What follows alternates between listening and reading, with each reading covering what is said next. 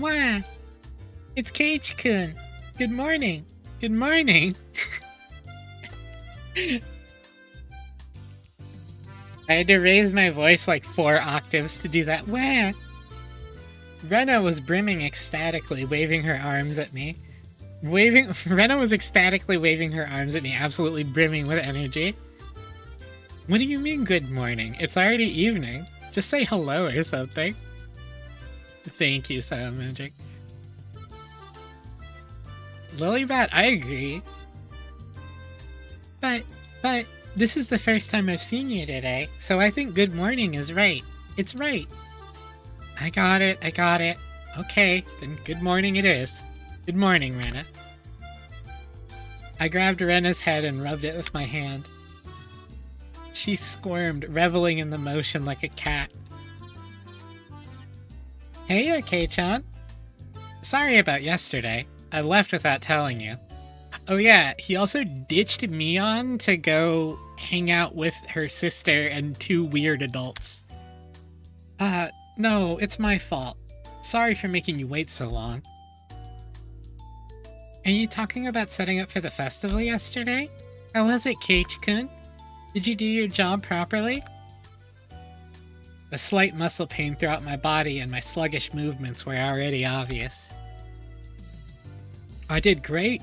I'm pretty worn out now, though.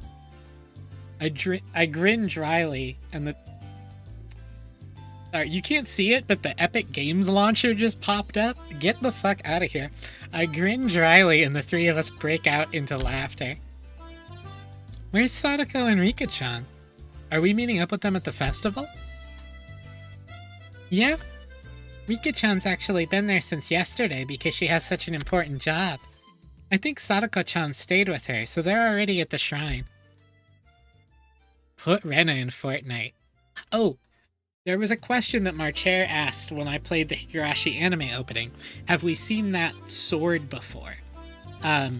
So that is a bill hook, which is a gardening implement, and it is what Rena actually has in the visual novel. But they localize it as axe or cleaver usually, but it is a bill hook. I don't know why they don't translate it as that. Maybe because most people don't know what a bill hook is.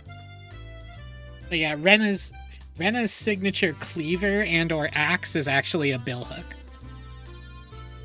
Right, I just remembered. Today was Rika-chan's big performance.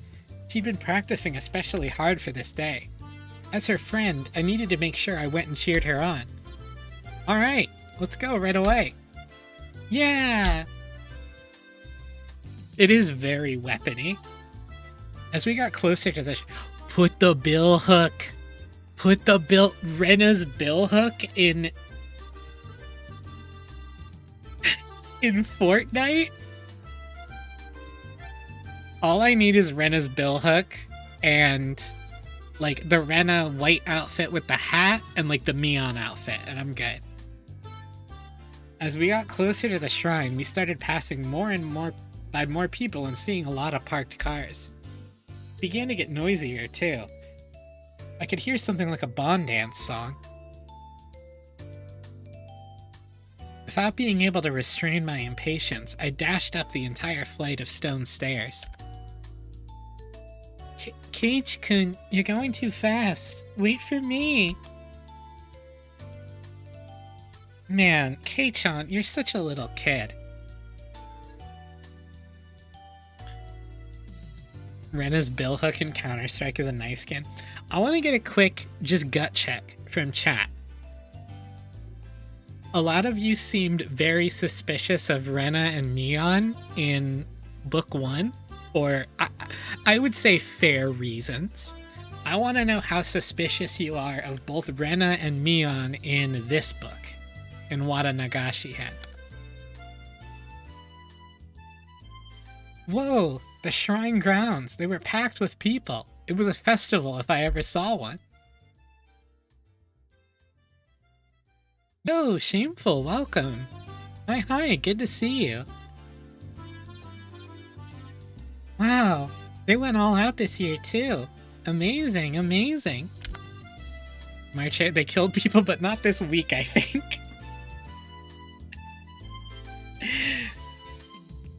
They're coming from Hinamizawa. Huh? The bedridden old man from the Kimiyoshi branch family is here too. I think that old guy went home from Watanagashi last year and stayed in bed ever since. Yeah, there were a lot of villagers here that I didn't really know. I forgot how this book goes, so Ren is fine, Mion's on thin ice.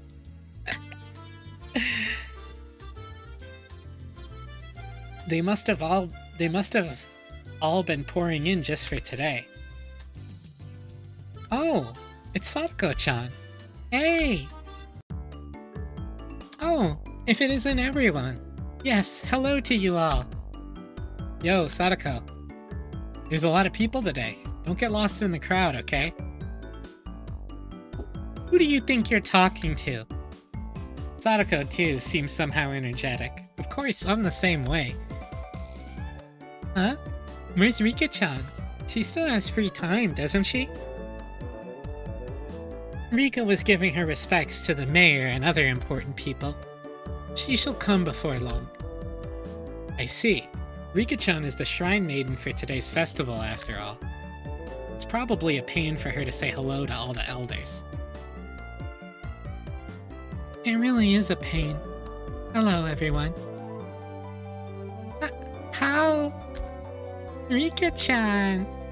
I want to take you home! Rika-chan wore an immaculate shrine maiden outfit that looked fresh off the shelves.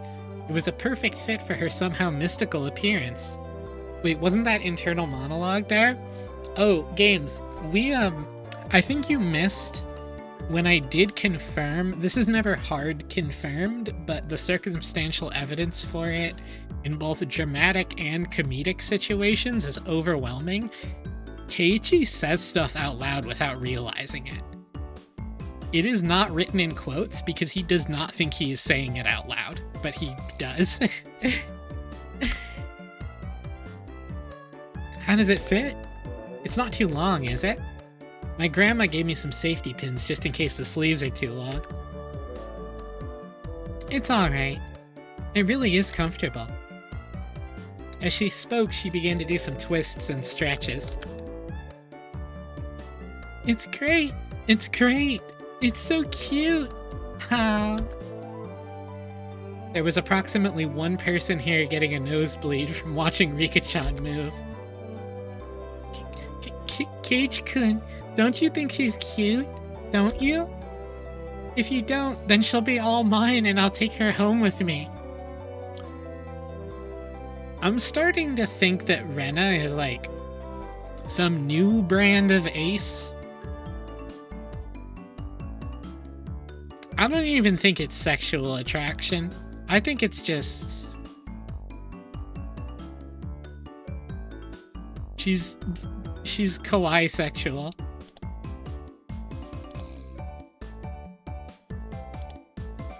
There it is. No, yeah, no malicious intent.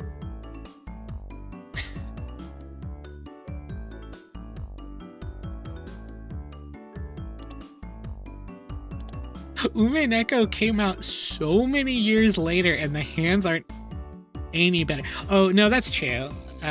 Rena is very horny for Keiichi. I think she's really cute.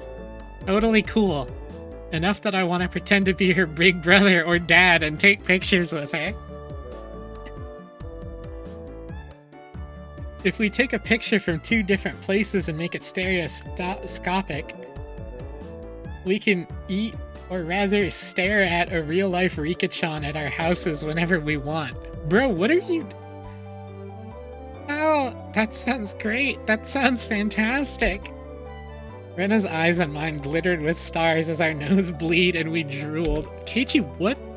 Bro on to nothing.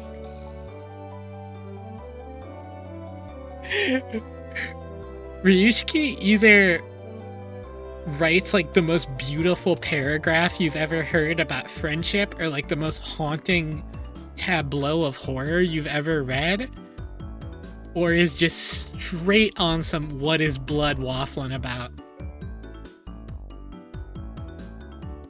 Rika, you'd best stay away from them. Yes. Or I might get locked away in a basement somewhere. You look like you're enjoying it though, Rika-chan. Me, you're being harsh. We all laugh together again. What, locked away in a basement? What do you mean? Okay, let's not hang around here. Let's get to the festival. There's not much time left until Rika-chan's big debut. You're right. Great. Let's go, everyone. Yeah! Yo, if it isn't the daughter of Sonozaki, eat up. The yakisoba is packed full of pork. This year we filled it up as much as we could. We even put in fried calamari. That sounds like a bit much. Gotcha, old-timer. The yakisoba this year looks like quite an achievement. You have squid, too. You put a ton of time into this, didn't you? Wow, it's tasty. It's tasty. Yeah, the squid is delicious, but the aroma is just fantastic. It wonderfully compensates for how soft it tends to be. There's a delightful amount of squid and pork in it too. Salamandric, oh my god. Yo, hi Marana, welcome, welcome. Yep, not bad at all, I say.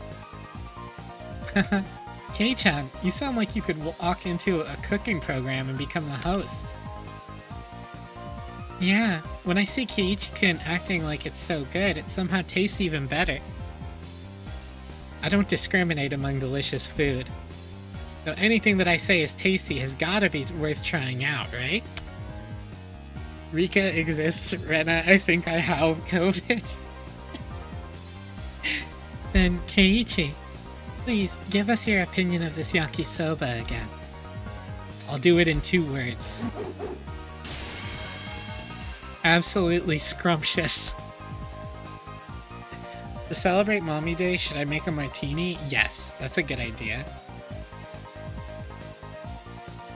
Or like an old-fashioned is one that you can do. If I had a second stomach, I'd buy another one right now.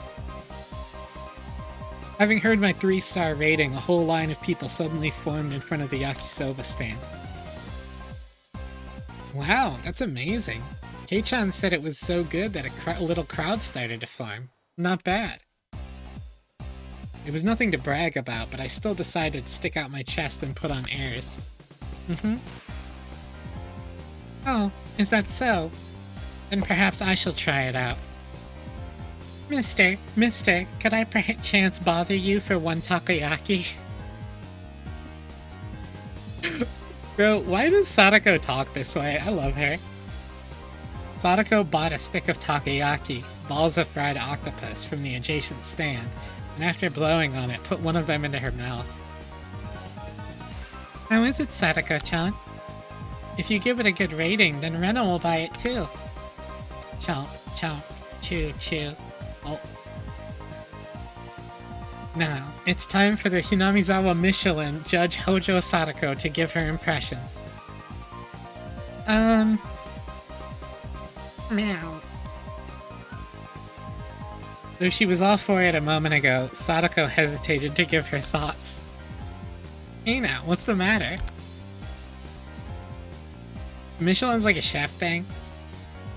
Everyone else takes one of their own and puts it in their mouths. Huh? Also the tires. Rena got gypped. Mine's bad too. There's no octopus in it. This takoyaki vendor. Could this be some sort of summer festival only octopus-free takoyaki stand? An evil takoyaki stand that skimped on the octopus because they figured it would make them good money today. Funny boing noise? Ah, mine has some. Yeah, it's pretty good considering there's some octopus in it. How am I supposed to explain that this octopus-free takoyaki is any good? Everyone wondered about that. Our quizzical looks seemed to be drawing equally dubious stares from the people in line. Is this a metaphor for something? Like, what's happening? How about this? Takoyaki without any octopus is really healthy. And even people who don't like octopus can eat this delicious takoyaki. After hearing that, several surprised guests left the line. It had the exact opposite effect. The Higurashi began to cry. Alright, then I'll give it a try next. A self-inspired take on takoyaki, in which you can clearly taste the simple flavors of the flour, green onions, and pickled ginger. The unaffected taste is bolstered by the absence of octopus. It wasn't half bad, but after hearing the "there's no octopus in it" clause, even more people left the line. Rika-chan, any good comments? You can be honest. 400 yen is too much for this. Yeah, that was too honest.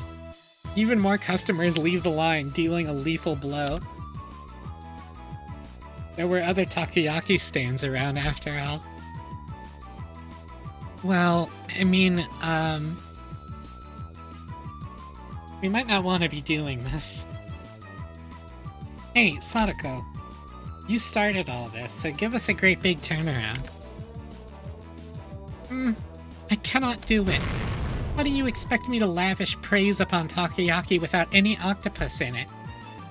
God, you idiot. Sadako's angry outburst was the finishing blow. Eiichi loves to call this 8-year-old girl like a dumbass.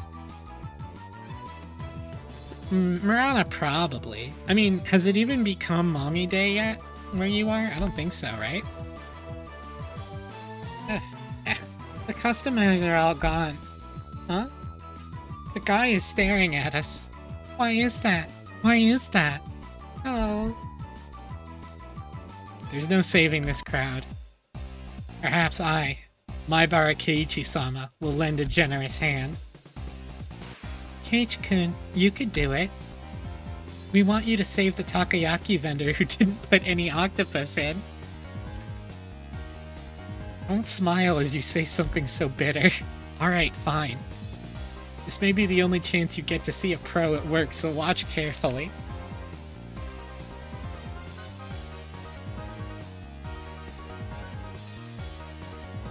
Yep, 40 years ago. Yeah, this takes place in 1983. I shoved the stick into an octopus-less takoyaki and crammed it into my mouth. As before, there wasn't any octopus in it, but Mion's had some in it. That was the important point. The man who runs this takoyaki stand, he truly loves takoyaki in every meaning of the word. No, it could even be said that he adores it. Eh? Everyone gasped in surprise, including the takoyaki vendor glaring at us. This man truly does love takoyaki, and because he loves it, he doesn't want to create half-hearted random ones. Isn't that right? The takoyaki vendor looked down, unsure. Those watching were listening intently, wanting to know why octopus-less takoyaki deserves such a high rating. Yeah, what bullshit is Keiichi on? Keiichi-san, if he really and truly loved takoyaki that much, why did he make takoyaki without octopus at all? Is he not betraying that very takoyaki? You may be right. In one sense, it is a betrayal. However, it's the best possible compromise this man could find. This man is making real takoyaki today, as he always does. However, only 1 or 2 of them on each stick are the real ones. Well, you're right. The one I ate had octopus in it. And considering it did actually have it, it didn't taste bad at all, you know? You have to play takoyaki Among Us? Right. That was a bona fide takoyaki. And as for the other ones, it was the biggest compromise he could make against the biases of the general populace, who all think that there need to be 8 pieces on a stick or else it's not real takoyaki. Thank you for the posture check on the hydrate, Salamandric. Huh? Keiichi-kun, I don't understand what you mean. Why is one of them the real thing and all the other ones fakes? Why? The secret lies in the octopus. Mister, this octopus, It's true Akashi octopus, isn't it? In recent years, the number of octopuses caught in Akashi has decreased, and their prices have risen drastically.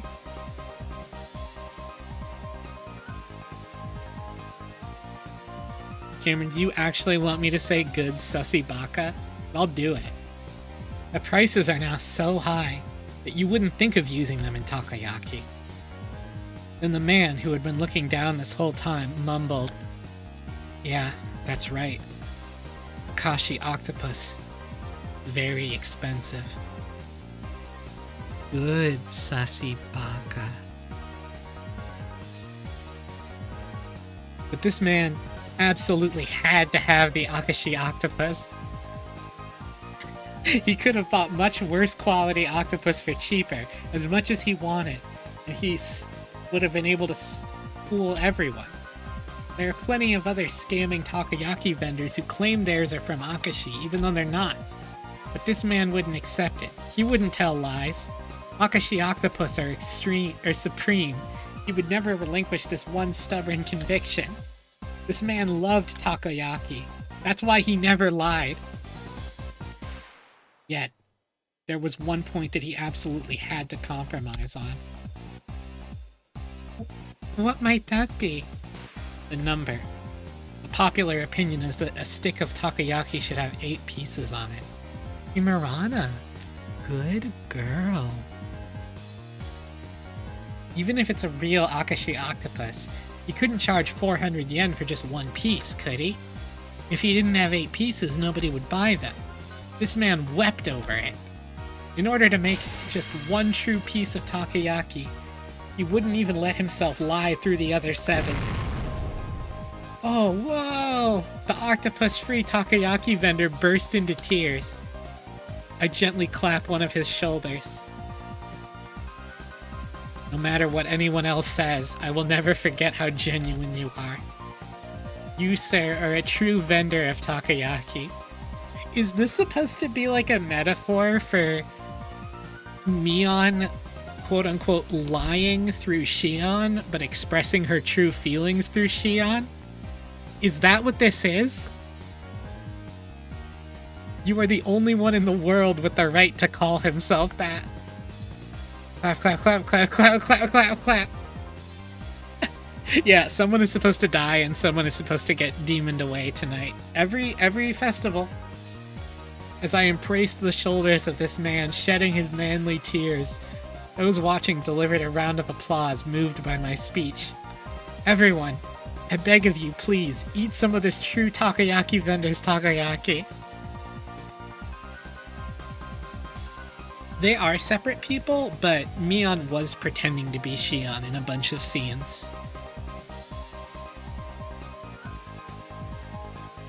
If we don't treasure genuine men like this, then how can we protect the true path of takoyaki? If nobody else will eat them, then I will eat them all. Yeah, it was very silly.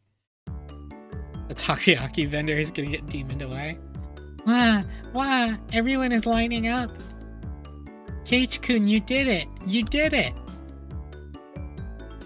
I think it's more they thought Kei-chan's propaganda speech was interesting rather than that the takoyaki actually looked good. Kei-chan, you could probably sell plain old rocks if you tried. You would go over well at the entrance of Akihabara Station. Rika, I have never heard of this Akihabara. Where is it? Protect Sadako at all costs. Absolutely stunned at my successful pitch, the guy manning the stall next to this one called out to me. Kei-chan is not surviving the revolution. Hey, you guys, do that for my sweets too. Great. You all get the gist of it, right? It's your turn this time, Rana. Okay, I'll do my best. Hello. When apricot sweets are cold, they're very, very good. The apricot is sitting so quietly and nicely on top of the syrup. Oh, it's so cute. I want to take it home. Oh. It looks like she lost herself in this midway through. but a girl giving it such natural praise was in itself bringing in some customers. A line was quickly forming behind Rena. Natural? Next up is the Okonomiyaki stand. Sadako, you're up. Well... The crunch of the fried tempura batter mixed with yakisoba is simply to die for. With a huge piece of bacon laid on top while you bite into it, it all comes flooding out. Chomp, chomp, chomp. Yeah, that's freaking great! Now I want to try some too! Then a huge line formed at my words. What on earth is this? But basically all these onlookers are just following us around to all the stands. When people hear about food from others and then try it for themselves, it tastes a lot better than it would normally. Well, that's it. Even Rika-chan was gorging herself on the food, getting sauce on the bib she'd put on to prevent her shrine maiden outfit from getting dirty. Zeros, I've never had that before. I'm not actually familiar with it. Nice! The older guys are getting into it too. Okay, Kei-chan, which one should I do? Right. Mion, you go to the stand next to that. Show them the depths of your power. Huh? But Kei-chan, the stall next to that is... Whoops. The goldfish scooping stand. A bit out of our element. No. As club president, I won't flee no matter who or what my opponent is. Let's get started. I look forward to a splendid performance, Mion-san. The onlookers were also watching Mion with hopeful eyes. There were two Mions on screen for a second because the old sprite didn't go away and it scared me. I was like, ah! Shion?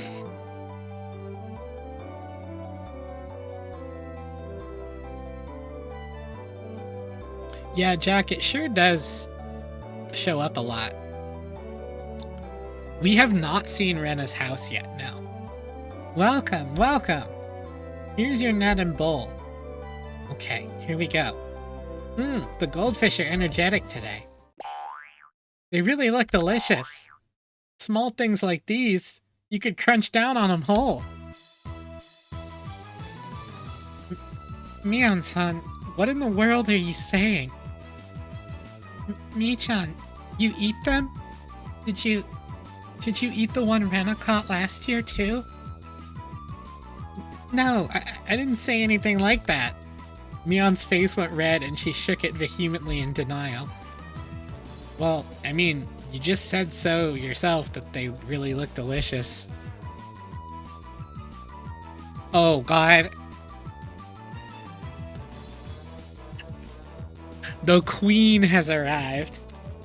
Yes, you did indeed say so. My sister is omnivorous. She eats anything that can go in her mouth. The second she's on screen, people be like, evil. If they taste so good, then maybe I'll try one next time. No, Rika-chan, don't. You'll get sick. Wait a second. Hey, what the hell? Shion, how long have you been here? Hey, Kei-chan, Mion, everyone. Good evening. Where did you come from, Shion? I've been here since the bit with the yakisoba. You were all so loud that I found you right away. Jeez, you got nothing to do with this, you know?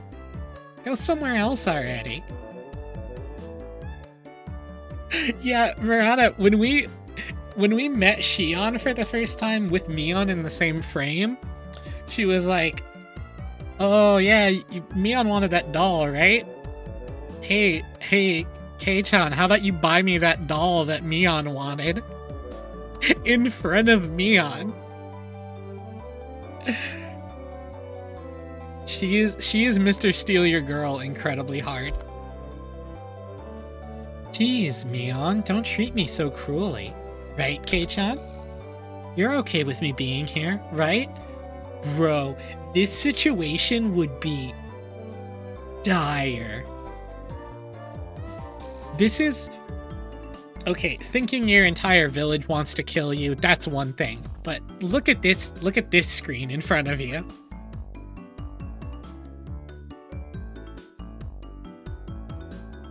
I am 32 years old and date multiple people, and I could not handle this situation. I would burst into flames. She asked, grabbing my arm and pushing her chest into it.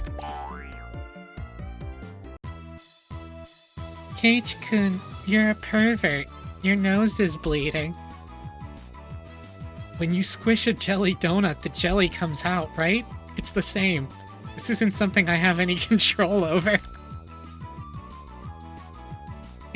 Is that right? Then will more come out if I squeeze harder? Bro. Squeeze. Shion's, her cleavage, it's right up against my chest. God, Shion, what the heck are you trying to do? How vulgar. I seem to have misjudged you. Oh, come on, Rika. Rika, don't do this to me. I'm not gonna read that.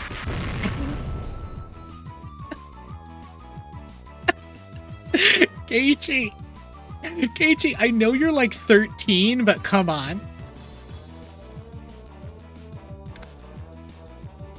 Shion, Rika-chan, and I, our faces now bruised, fell to the ground, limbs sprawled. Damn, even Rika got caught. Rika got caught lacking. Nice job, Rena.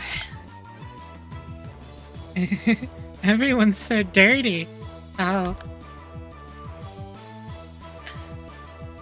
Rena punched me. It really hurts. Rika, you get what you deserve. Yeesh. Now that Shion was here, the energy around us had increased by 120%.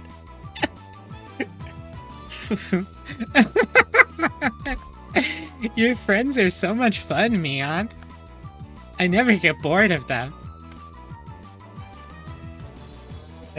Right. If you weren't here, it would be way more fun, you know.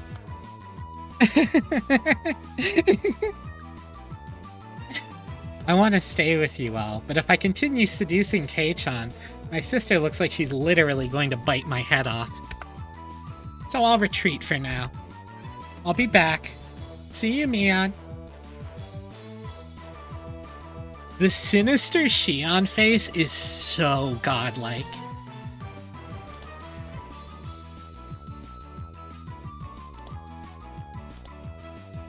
We gotta look at the old... It does still capture a sense of haughty superiority. It is still a jeer, but... Oh, Mion carries around an airsoft gun so that we know she's a tomboy. But it made everyone in the world ask, hey, why does she have a gun so it's not in the new sprite? Don't be back. Get the salt. Somebody get the salt. After teasing her older sister so much, Shion ran away into the corner of people and disappeared.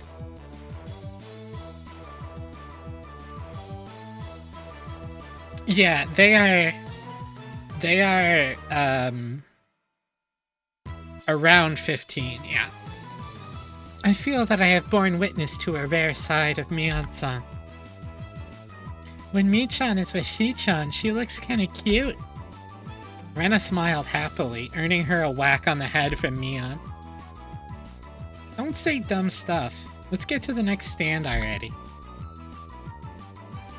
We went about just like that, really noisy and lively to the other stands. We were paying money towards the beginning, but midway through, the guys running the shops thought we were just too funny, and we ended up being able to fool around without paying much more. Thump. The vigorous sound of a big taiko drum echoed through the air. Rika, it looks like it's time. Ah, yeah, looks like it. Right, it's just about time for Rika-chan to appear in the offertory dance. I'm a little nervous. Believe in yourself. All of your sweat will definitely amount to something, Rika-chan. Mion slapped hard on Rika-chan's back. That's right. You'll do fantastic, Rika. The festival does have Taiko no Tatsujin. I'll do my best. Yeah, that's the spirit.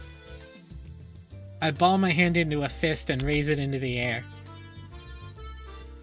We're rooting for you, Rika-chan.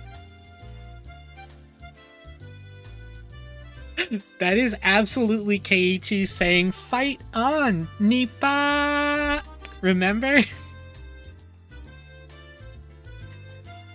Fight on, Nippa!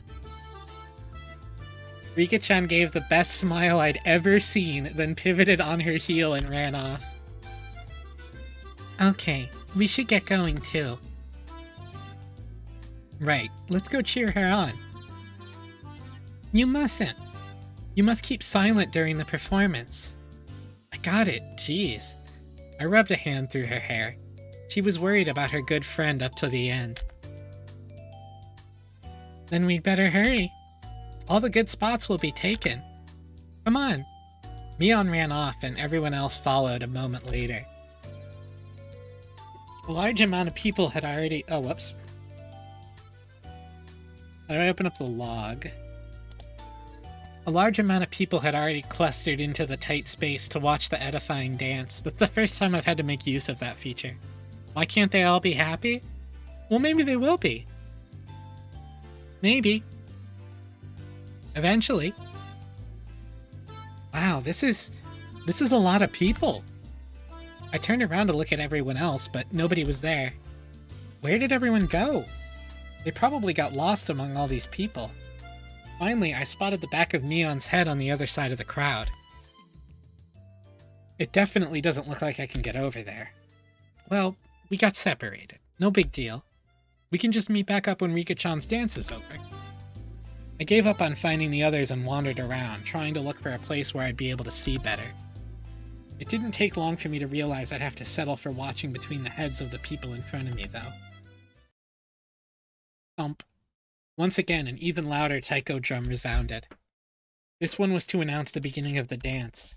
I couldn't see very well, but it seemed like Rika-chan had come on stage with the elders, who were in priestly garb.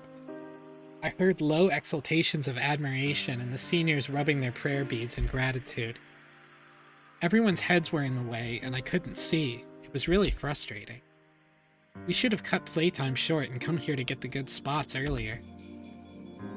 After Rika-chan intoned the prayer, she took the festival hoe and walked to the pile of quilts stacked upon the altar. Right. The point of the ceremony was to purify bedding and to hold a memorial service, wasn't it? Then, the solemn offertory dance began.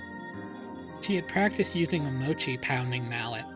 That awkwardly shaped festival hoe Rika-chan held seemed really heavy. Back and forth, up and down. It was doubtlessly difficult to even lift in the air, but she sweated and waved, raised, and dropped it again and again. She couldn't just deal with it and do it grudgingly. As the shrine maiden, she needed to retain the dignity and solemnity present at the festival.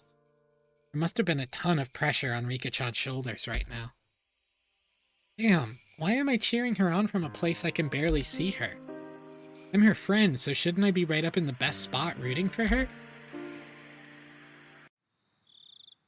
Kei-chan, over here. Someone tugged lightly on the back of my shirt collar. It was Shion. She beckoned me outside the crowded ring of people. She had a mischievous grin on her face, and I took it as her saying she knew a good place nobody else knew of. Shion? What's up? Shh. Just be quiet and come with me. After she told me so, she ran in a big detour around the throng. Man, it's great to have somebody who knows the lay of the land here at times like this. Impressed though I was, I nearly lost sight of her right away. No more getting separated for me. I ran after her so I wouldn't be left behind. As I wondered in anticipation at what kind of secret spot Shion had in mind, we left the crowd of people and went around to the back of the shrine grounds. Hey, wait, where are we going? We're getting further and further away. Shh, just stay quiet and follow me. You'll understand soon. Shion gave me a wink that reminded me of Mion as she said that. Keiichi, check out this cool murder device. No sign of people and not much moonlight. It was dark. We had gotten pretty far away from the crowd of people on the shrine grounds. How are we supposed to see Rika-chan's dance from here? I see. There's some high spot around here, isn't there? Oh, there's a high spot around here, right, Keiichi? Like a rooftop or somewhere we can look down at it, right? What? Why do we have to climb onto the roof? Well, how else are we supposed to see Rika-chan's dance? Did you really want to see Rika-chama's dance? Kei-chan, could it be that your strike zone is really low? Shion Christ. I don't think we're understanding each other here. Weren't you gonna show me somewhere I could see Rika-chan's dance from easily? What? Who made that promise? Ugh, what's going on? Why me?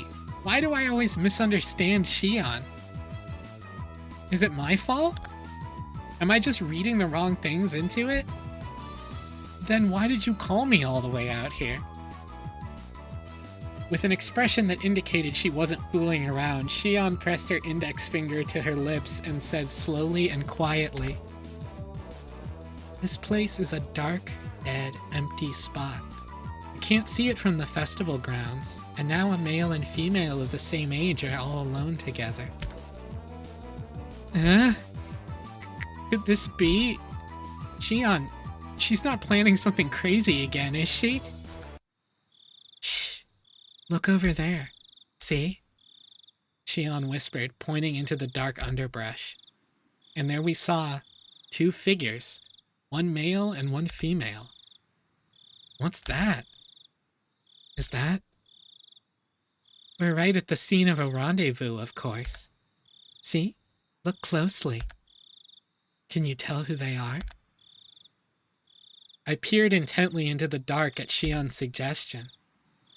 Oh, it's Tomitake-san and Takano-san.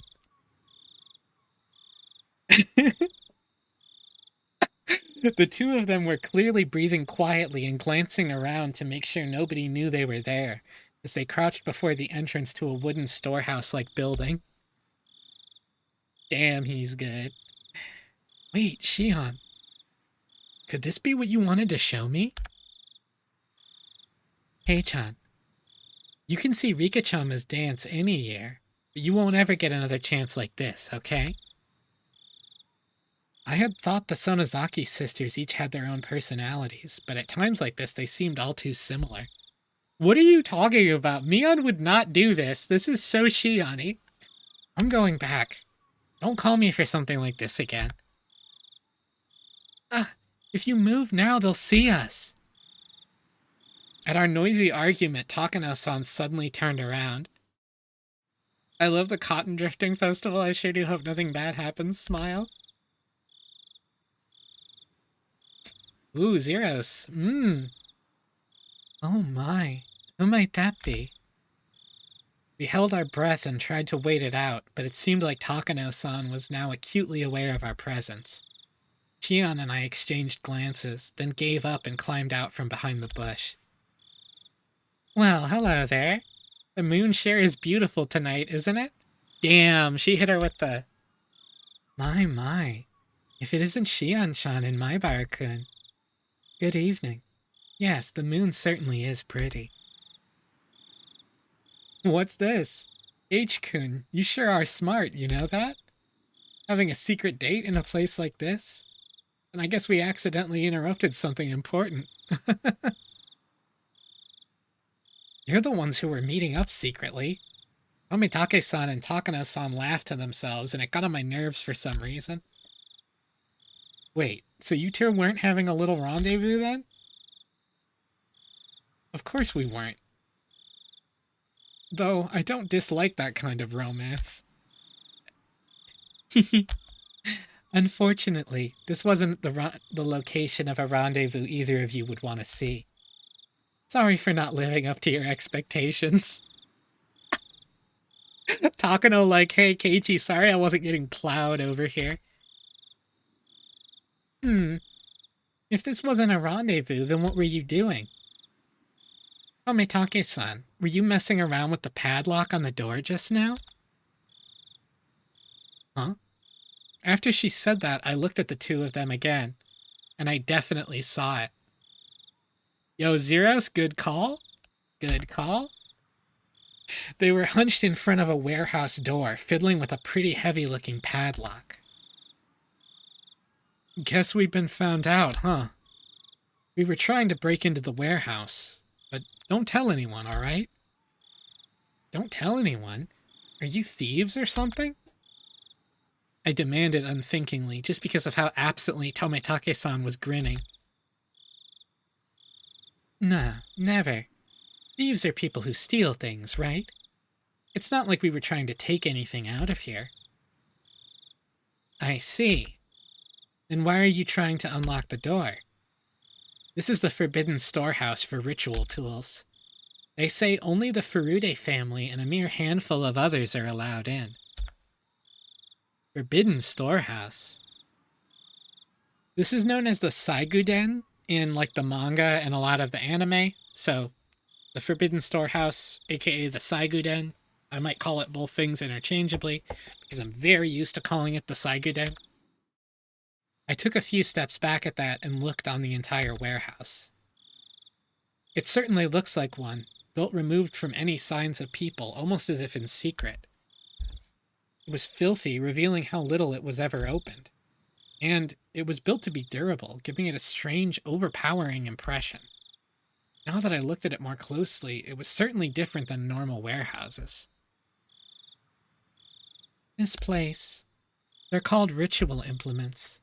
Basically, this is a warehouse where they store such tools used in rituals. Well, more accurately, maybe it's a temple where the implements are enshrined. Bye, Zeros. I hope you have a good time at work. Hope it goes well. Mwah. The ritual hoe Rika-chan is using for the offeratory dance was inside here until today. Of course, if anybody but the Furude family enters, they bring impurity into it, so absolutely no one is allowed a single step inside. It's a sanctuary. Shouldn't we absolutely not be coming to a place like this, then? However, Takano was wearing a childlike expression, an innocent smile at best, and terribly cruel grin at worst. I told you I was researching Hinamizawa's folktales and legends out of an interest in them, didn't I? A lot of the answers to questions I'm curious about are hidden away inside here. I've waited all this time until today for this chance. A chance. Everybody's eyes were fixed on the dance at the shrine grounds today. This was the ultimate blind spot. Heh, I see. I didn't know you had lockpicking skills, Tomitake-san. Stop it. I don't want to be doing this, okay? Sorry for taking you along with me, but this was all thanks to you, Jiro-san. I really am grateful. Sheesh. This is the only time, understand, Takano-san? I don't want to be sneaking into places like this. You really are a good person, Jiro-san. God, Takano's so hot. The tip did also talk about that, yeah. Tomitake-san undid the padlock and placed it to the side. It's open. Thank you. At long last. Takano-san gulped. With an unusually excited air about her, she gave the heavy door a shove. The sharp smell of mold and dust flowed out from the gap in the doors. I had claimed curses didn't exist, but in this situation, I could believe in them. If we went into such a holy place with our shoes on, it felt like we could be punished somehow. Hey, has anyone died this time? I've missed quite a bit. No, nobody's died. The people who died last time were these two, and they died, tonight. How about it? You're accomplices, too. You came all the way here, so why not come in and take the tour? It'll be a little field trip to a museum of precious cultural artifacts that conceal the secret history of Hinamizawa. And it's only open today. We're not accomplices or anything. Aren't you interested, though? Come on, let's take a peek, Shion said, predictably linking her arms with mine. But we definitely shouldn't be doing this. This is a holy warehouse, isn't it? You said ritual implements, right? I really feel like we shouldn't go in. I'm a part of the Sonozaki family, so I have a good guess as to what we'll find in there. But I want you to see it too, Kei-chan. You want to show something to me? I thought it was just a ploy, but Shion's eyes looked entirely serious. Of course, she was the sort who could lie with a straight face. Of course, I was an average boy, too. My curiosity was at least twice that of a normal person. Sleeping forbidden treasures, never to leave this warehouse. Chances like this don't come around too often. If I had to choose, then I want to see. Until the locked door is open, though, I don't know about this. If you're not interested, Kei-chan, then you can leave now. I think you'll wonder about it later, though. Tomitake-san spoke after listening to our discussion, himself having sit down on the stairs to take a short rest. I'll keep watch here. Go in and check it out with them. I'm not too interested, but it might be pretty interesting for a young guy like you, Keiichi-kun. He said, laughing mischievously. There was no ill will in his laughter. Tomitake-san, do you know what's in here? Kind of. Takano-san told me all about it. Must be a pain to have to go along with your companion's unique hobbies, huh? Tomitake-san didn't answer that, only responding with a pained smile. God, Shion's jeer is great. There's like 4 characters in Umeneko who jeer like that. And I think he was like, that's the thing I need to improve on. I need more characters to make this face. And he did it. Takano-san had this kind of scary air about her, like she'd drop absolutely everything else for something that she had an interest in and go straight for it. But Tomitake-san, on the other hand, seemed like the gold standards of what a normal person should be. Having him tell me so frankly to check it out suddenly made the guilt feel lighter. Okay, but just a little. If it's not interesting, I'm leaving. You got it. Shion gave me another Mion-like wink. It looks like we're decided. Shall we go inside? Jiro-san, we'll leave this to you. Tomitake-san waved his hand to see us off. Takano is pretty needful, I agree. The inside was pitch black, but Takano-san turned on the battery-powered lantern she'd brought, revealing a pretty cramped front room. It's so dark in here. Everyone, take care not to trip over anything. Oh wait, Tomitake isn't taking pictures of Rika this time. No, he's not. He's here instead. I appreciate the concern. Okay, doorman, keep a good watch. We're shutting the door now. Akano smiled spitefully, as if leaving Tometake-san out of something fun, and began to close the door. She's just mean for no reason. I love that about her. Man. All right, everyone, have fun. There was a low, heavy, and loud noise, and we were completely cut off from the outside world and covered in silent darkness. Takano-san's lantern was the only light we had. It'll be fine. It's an outdoor lantern with backup batteries inside. It won't go out or anything.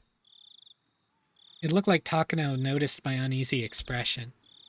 I couldn't help but blush a little and avert my gaze.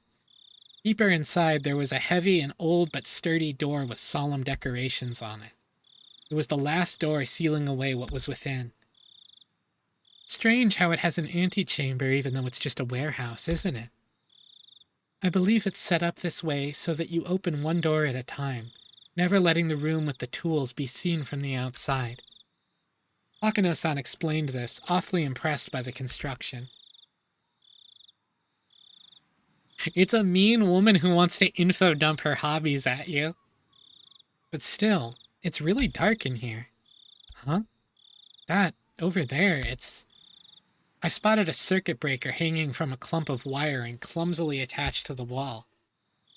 Oh, here, isn't this the light switch or something? I flipped the biggest switch I can find, and with a click, the pitch-black room was illuminated by an old bare light bulb. Everyone scrunched up their faces at the sudden strobe-like brightness. Don't! Before she even finished, Shion slapped my hand and flipped the switch back. There was another loud click, and the room returned to darkness, with only the lantern for illumination. Ow. You can't, Kei-chan. We snuck in here, remember? If you turn on the light, it might give us away. I'm scolded by Shion fairly harshly. It looked like she was worried about whether someone had seen them from the momentary light.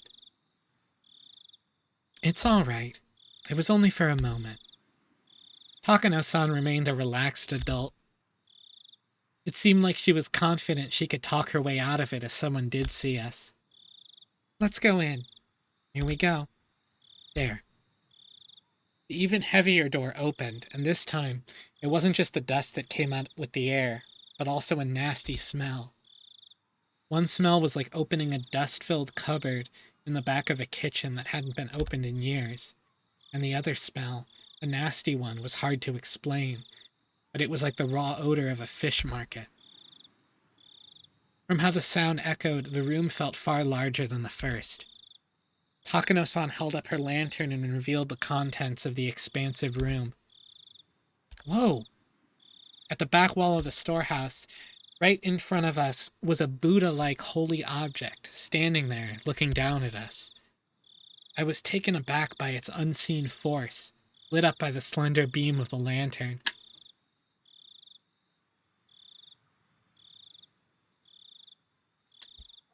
That's the guardian god of Hinamizawa, Oyashiro-sama. It's far grander than the one at the shrine, Oyashiro-sama.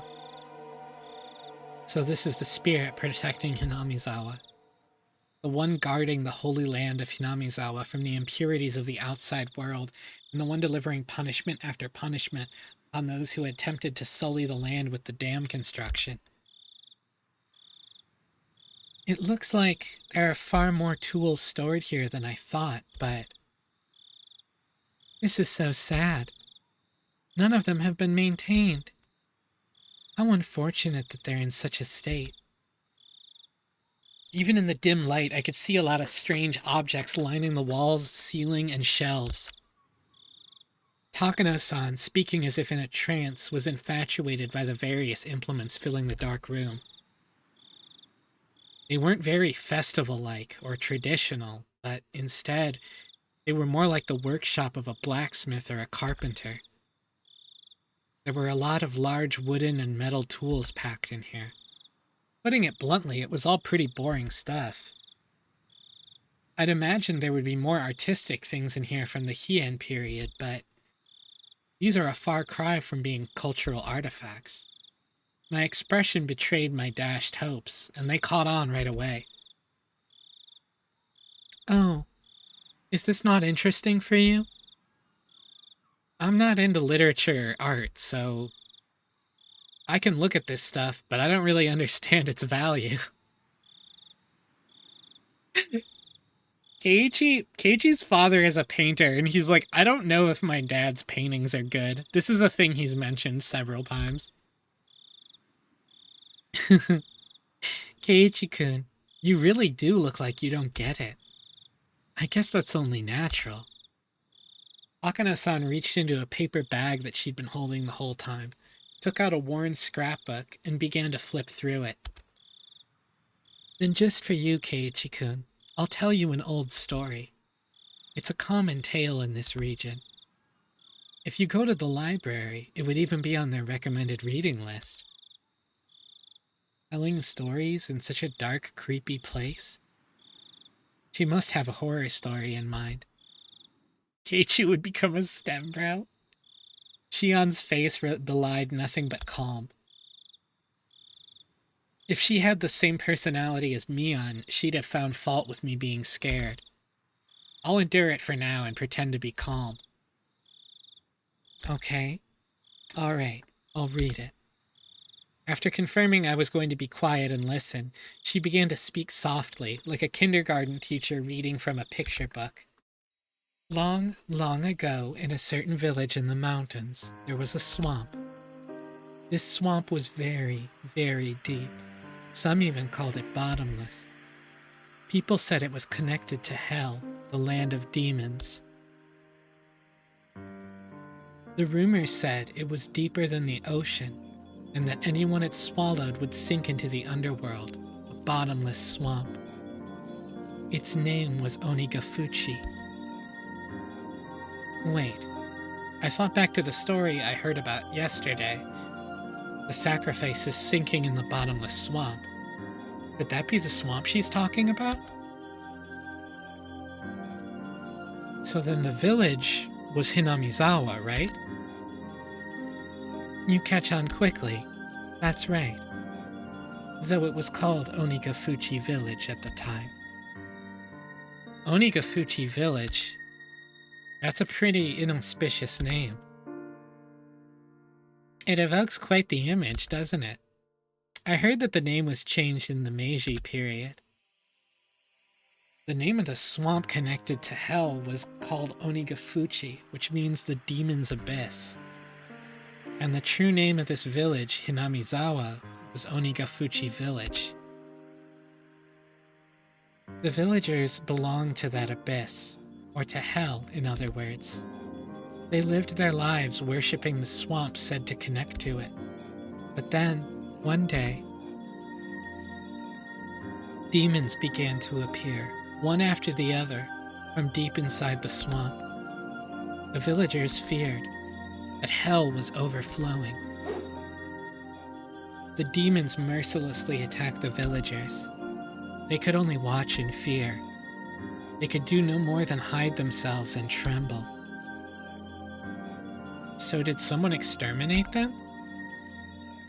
Unfortunately, there is no Momotaro or Superman in this fairy tale. Then, did they get the whole village together to fight them? Heavens, no. The villagers weren't nearly strong enough to fight on equal terms with the demons. Then, the only recourse would be to flee the village. They couldn't do that either. For the villagers, it was their beloved homeland. It didn't matter how terrifying the demons, they wouldn't have run away so easily. Then, what did they do? Wouldn't they just get wiped out? Unable to fight and unable to run, all they could do was wait for the village to be destroyed. Then, when everyone had lost hope, their god, Oyashiro-sama, descended unto them. I see. So Oyashiro-sama came down from the sky and beat up all the demons then. You're such a boy, Kei-chan. You always jump straight to using force to resolve things. Shion sighed, a little annoyed. Embarrassed, I held my tongue. The thing about Oyashiro-sama, he wasn't a violent god who would beat them up, like you're saying. He was a kind god, filled with love and benevolence. The strength of Oyashiro-sama descended from the heavens couldn't be compared to that of the demons. They didn't even fight. They simply prostrated themselves before his radiant authority. Oyashiro-sama urged them to go back to hell from whence they came, but the demons wept and challenged him, saying they could never return. The world of the demons, too, had harsh commandments. They claimed they had been banished from hell.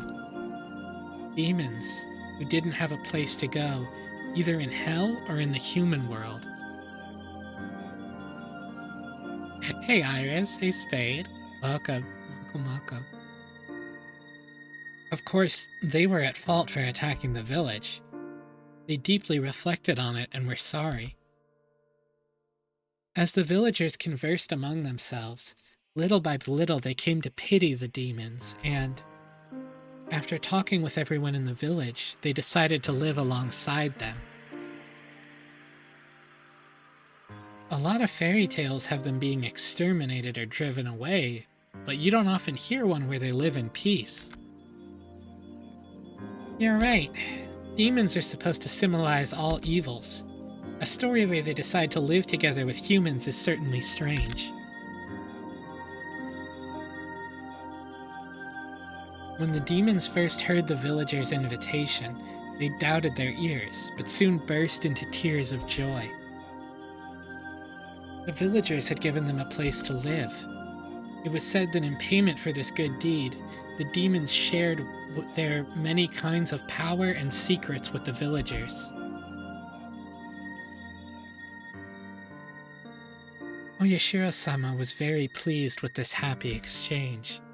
He gave the demons the bodies of humans, so that they would be indistinguishable from the villagers. He himself decided to stay on the surface and watch over the everlasting peace between them. Wow, what a nice story this is. A land in which man, demon, and god live together. I had thought the word demon was a noun meaning evil that needed to be exterminated. A god may have mediated for them, but you don't often hear happy endings like that where both sides live in harmony. I see. I guess it is kind of interesting. Although the normal fairy tale ends there, it was revised quite a bit during the Edo period into a much longer story. After that, the humans and demons intermixed, and eventually there was no difference between them. So the demons ended up disappearing? No, not at all. Half of them stayed just as they were. The knowledge that the villagers had received from the demons basically made them something inhuman, what people call transcendent. They were well aware the power they had was heresy, and those below and as those below worshipped them, they lived out their lives in secrecy. This story is the root of many derivative tales and pieces of fiction. It's the foundation, the basis. What do you mean by root? She just gave you 2 synonyms, bro. She means the part about the village having demon blood. What I mean is, all of the legends from around here are based on the premise that the villagers are descended from demons. There was a hint of amusement in Shion's face as she said that. It was like she wanted to say that she too had demon blood in her. Is there any proof, though? Maybe it's somehow rooted in historical fact beyond just fairy tales. Oh, my Barakun. Then do you believe that demons really did come out of the swamp and breed with humans? Well, it's not that I don't believe it, but... Thank you, chat. Thank you. Thank you, purple women in chat. When she said demons, she meant the ones from hell, but In ancient Japan, the word wasn't necessarily used to denote only that kind, right? The more well-known use involves the drifting foreigner theory. As the story goes, Westerners who were shipwrecked in nearby seas had such markedly different customs that they were called demons. Japanese people were relatively similar in appearance to other Asians, but everything about those from the West was different: their physiques, their faces, and their skin color. In Japan, terms like red demon and blue demon invoke images especially of Westerners. Lacking in skin pigment, Westerners would sunburn easily and turn red. Being fair-skinned, I think blood vessels appearing on their skin would look blue, too. A handful of accidental aliens would drift into Japan and came under persecution, being called demons. They would flee into the mountains to survive, turn into bandit groups, and attack villages for food and the like. Ao Oni, so true. How does that explanation sound? Maybe it's a bit childish. Takano gave me a weird smile when, having come up with such an impromptu hypothesis, I unconspicuously followed it up with self-deprecation. Still, she didn't smile as if to make fun of me. She was like, "Oh, that's like a pretty good..." It's not ridiculous. There are a lot of people who subscribe to the drifting foreigner theory. Even so, nobody actually knows what happened. Were they groups of foreigners who had turned to banditry? Or were they really demons who had come from the bottom of the world? Then, Takano-san, which one do you believe? The truth of the matter aside, I'd rather believe the more fantastic explanation. It's more fun that way, isn't it? Her answer made her sound a wee bit like a romanticist. Here I thought she'd reject unrealistic stories like that.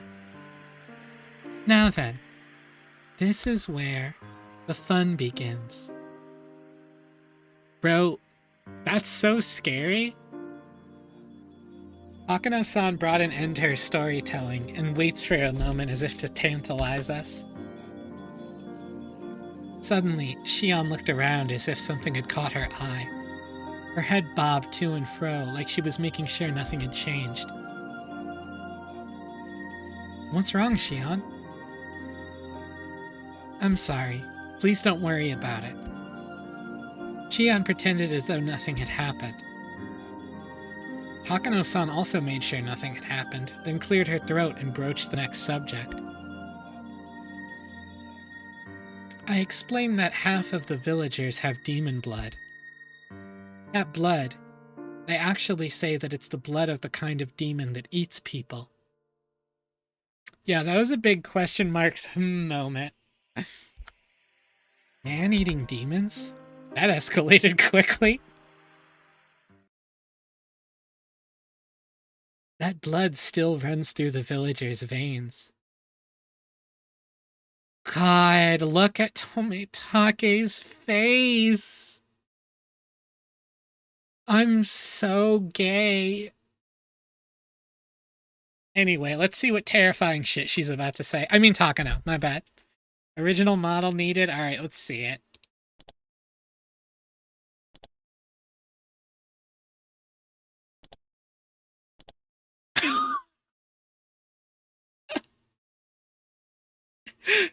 So Takano is another character that also jeers.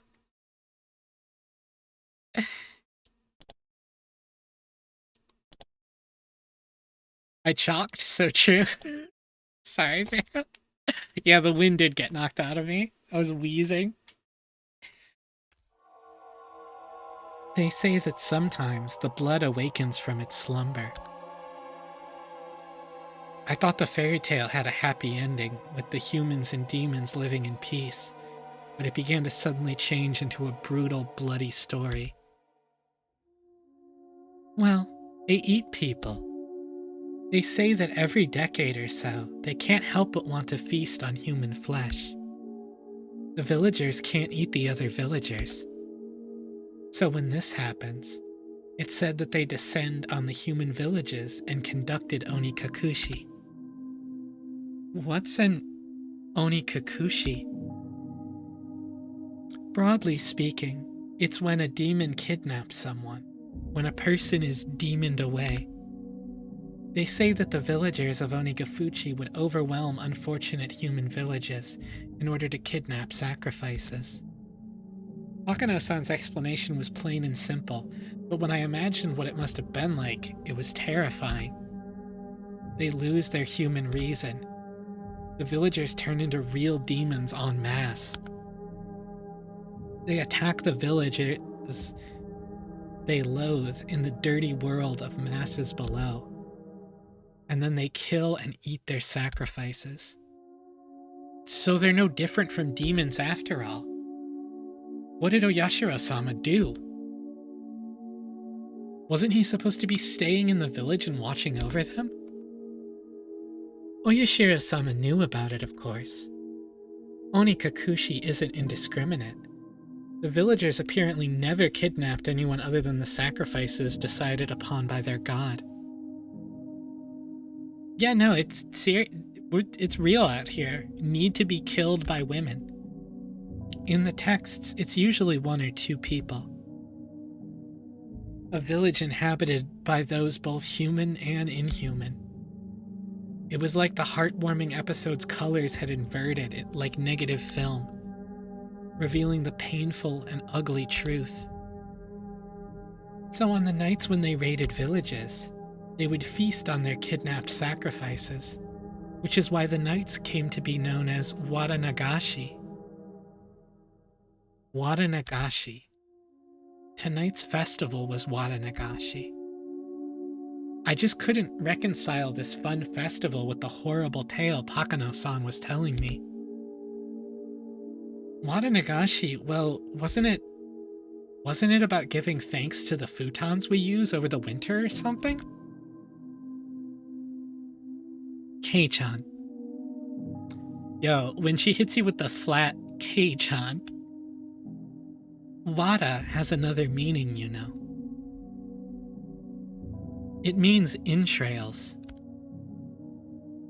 Shion, who had been silent up until now. The Watanagashi, or cotton drifting, or entrail drifting festival. Entrails? Oh, yeah, I guess that's true. Like fish guts. Wait, what? Like a jigsaw puzzle, the fun times I had today and Takano's grotesque tale clicked together in my mind. Watanagashi, so gut spilling. I didn't think saying that could ever feel so nauseating. Yes, it's as you imagine, my Barakun. Right now, the Watanagashi Festival might be just a somewhat early summer festival occurring every June, but it used to be different. It used to be a ghastly, cannibalistic feast, held on the night the villagers had collected their unfortunate dinner. That can't be true. I had no real reason to say that, but I couldn't help it. My Barakun, you said that the Watanagashi is a ritual about purifying futons, right? What do you think the futons filled with cotton, with wata, represent? Futons are futons. They're beds. They're things for sleeping in. What else could they possibly represent? I was rattling on, desperately attempting to deny the horrible festival that Takano-san was describing. Deep down, however, I found myself understanding all too well what she meant. Futons stuffed with cotton. If the cotton represents entrails in both pronunciation and meaning, then entrail-filled futons would have to be humans. Why don't you think back to the offertory dance Rika-chan performed? Do you know what she was doing up there? No, I don't. I didn't even watch the whole thing anyway. Yeah, the screech is a little much on this track. Turn it down a little bit. Shh. Hey-chan, you're getting too worked up. Shion grabbed one of my ears, reminding me that this wasn't somewhere I should raise my voice. Even so, I still can't suppress the agitation I feel. Rika-chan was carrying a festival hoe. You've probably realized it already, but that's not a hoe for plowing fields. It's a tool for dissecting human bodies. I didn't see the dance all the way through, so I don't know what kind of performance Rika-chan was putting on after I'd left. When I told this to Takano-san, she kindly explained Rika's dance to me. To summarize what she said, after what I'd seen, Rika-chan would pierce the futons with that hoe, cut them open, and pull out the cotton inside. She'd cut the cotton out one bit at a time and set it afloat. That's the kind of ritual it was. Broadly speaking, it was quite the bombastic ceremony, where they'd rip out the guts and throw them into a basin. And then the ritual was over. It's thought that afterwards the villagers, each with a different role, dismantled the flesh, piece by piece, and feasted upon it. At Takano-san's strangely happy giggle, I felt for some reason violent displeasure. Rika-chan, every day during our lunch break, she'd take a rice-pounding mallet into the schoolyard. She'd work so hard, sweating bullets, to practice for the offertory dance she had done today. All that effort, all that work, Takano-san disgraced it. Even though she worked so hard to practice for today. Takano-san, I think you should choose your words more carefully. Kei-chan's pretty naive, so please don't tease him so much. A moment before I opened my mouth to express how angry I was, Shion stopped me. Shion must have been fully aware of how that story made me feel. Cutting them into 6 bits, as in 6 bits? I'm sorry. I thought you'd like a story with that sort of shock value, since you're a boy. Takano-san spoke without a hint of malice as she smiled gracefully. After hearing all that, did you figure out what kind of stuff is in this storehouse, Kei-chan? See? Look. Shion pointed out one of the walls vaguely illuminated by the lantern's light. There was... Mere moments ago, they hadn't held my interest. They were just boring-looking tools lined up on the shelves. Ugh. All those uninteresting tools that I didn't understand how to use, they suddenly took on a new meaning, and I couldn't help but let out a groan. At first, they looked like carpentry tools, like chisels or planes. However, when I thought back, I'd seen pictures of these sorts of tools before. Yeah, they came up in a Japanese history textbook. Yes, on the page introducing the Kaitai Shinso, or the new text on anatomy.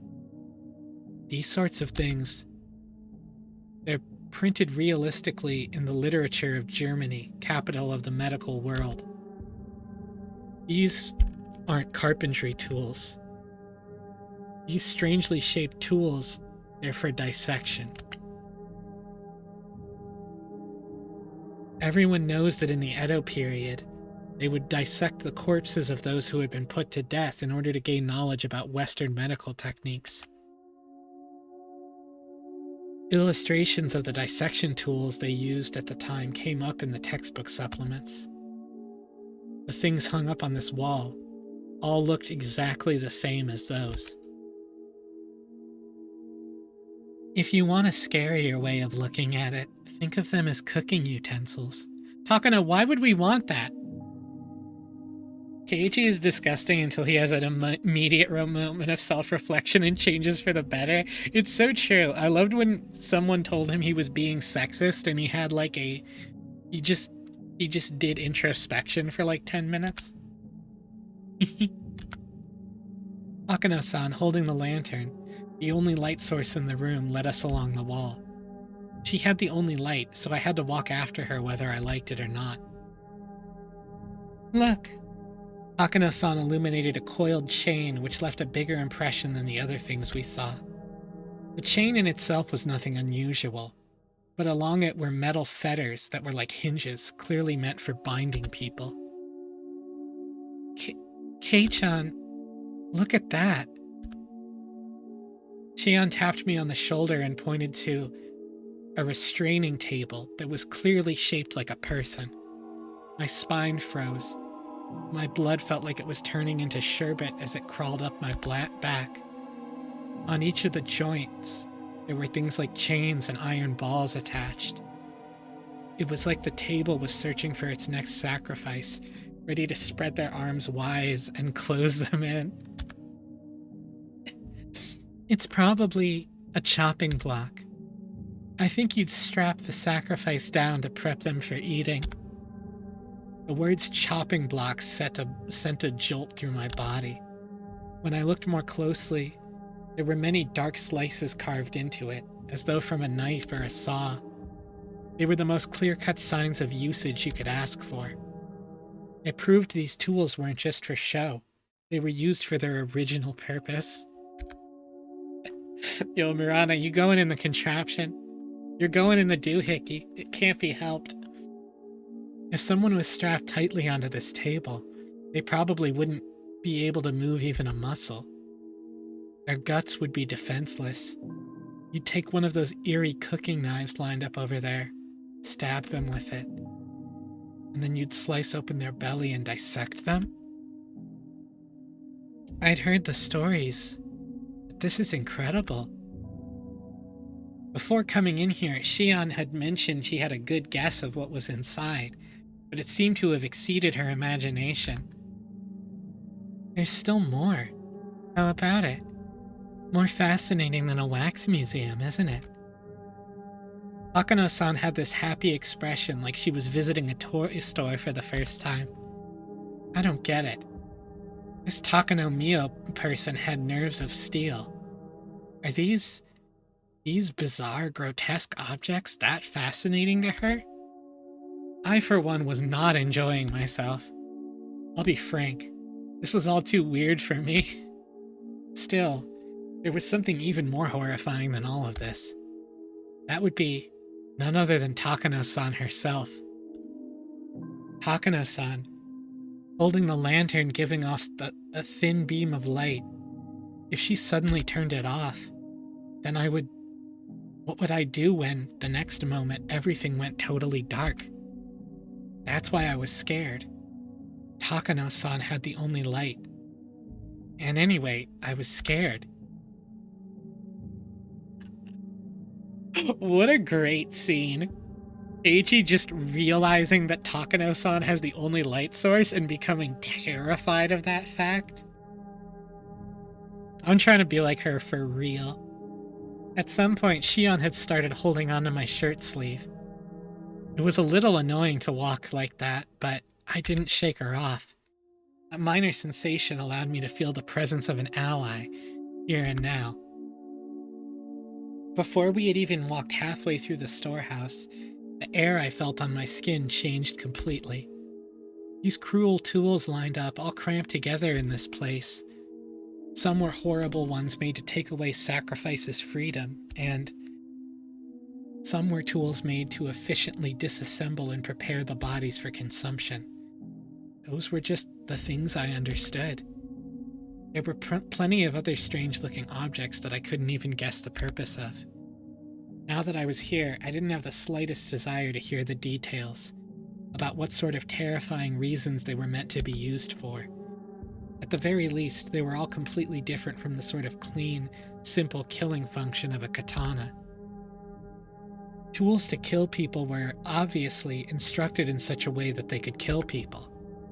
If that was the goal, then the person you used them on would obviously end up dead. The kinds of tools here, however, were different.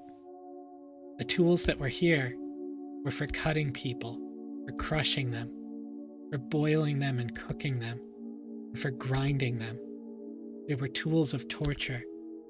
They weren't made to kill people. People dying was just an incidental result. Actually, they might not even kill them. If the sacrifices could die during such a horrifying ritual process, that would be nice, but they don't even die in the end. They remain in a state of hellish pain. Perhaps they were only being allowed to live. Only now in this moment did I fully realize just how terrifying and fearsome that difference was. People, you see, most of those wouldn't kill them if used properly. Takano-san, as if reading my mind, displayed a shocking smile. Burning at the stake, the famous method of execution for witches, will kill the person immediately. When the body suffers extreme burns on the skin all over, the decomposition of the skin's chemical makeup produces poison-like symptoms and causes an immense shock to the victim. Though I suppose it's still very cruel compared to the guillotine. You have to wait far longer for that to happen. She described such horrors in a strangely medical way. Shion immediately answered the question I had. Takano-san is a nurse. There's a saying that nothing can scare a doctor. I guess that's true. Oh, and also, there was a method of execution in ancient Rome where they would grill the person, just like a barbecue. They would cover the person in wire netting and slowly cook them over a charcoal fire. To think the memories of when I went to a day camp with my family would come rushing back now of all times so vividly. Ooh, thank you for the hydrate and the posture check. I'm running out of oxygen. Takano has so much to say about torture. And that's what it was like. Apparently they wouldn't die too easily for some reason. According to one source, even if they roasted one side of the person to a crisp for an entire night, they would still be conscious and able to speak fluently. That's insane. You'd grill someone the whole day and they'd still be conscious? It's said that ancient Rome, famous for their executions, thought of plenty of ways to execute someone while having the victim stay alive as long as possible. Among them, there was one method where they would open the gut, pull out the intestines like sausages, pull them up on a winch, and put them on public display. Shion was behind me, clinging to me. Not just because she was scared, she was protecting her stomach. You would think that someone with their intestines pulled out would die instantly, right? Actually, as long as you do it tenderly and thoroughly, it's apparently possible to pull them all out while the person is still conscious. I felt a sick feeling in my stomach. It was like my organs were coiling up, just from Takano-san's stare. Though, pulling them out with a winch was a rather exaggerated method. In a more barbaric way, they might slice open the gut, then cut the intestines out and throw them everywhere. It's quite imaginable that they did dreadful things like that too, isn't it? However, those being put to death are conscious. It must be far more terrifying than painful. She spoke with pleasure, as if she had come here on a sightseeing trip. I heard Shion gulping multiple times near my ears. Perhaps Hinamizawa, or rather, Onigafuchi Village, did something like that for the Watanagashi festival. Listen, if you try hard, can't you hear it? I wanted nothing more than not to hear anything at all. So why? Why only at times like these do I begin to hear things I shouldn't be able to?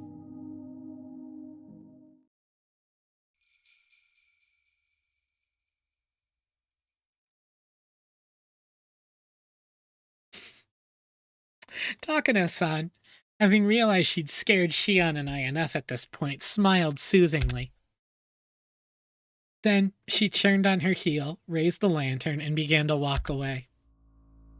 If Takano-san left us here, we'd get even further away from the light.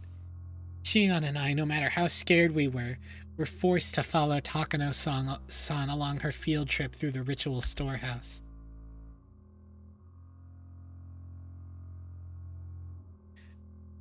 Yeah, Murata, we live in a much better time, don't we?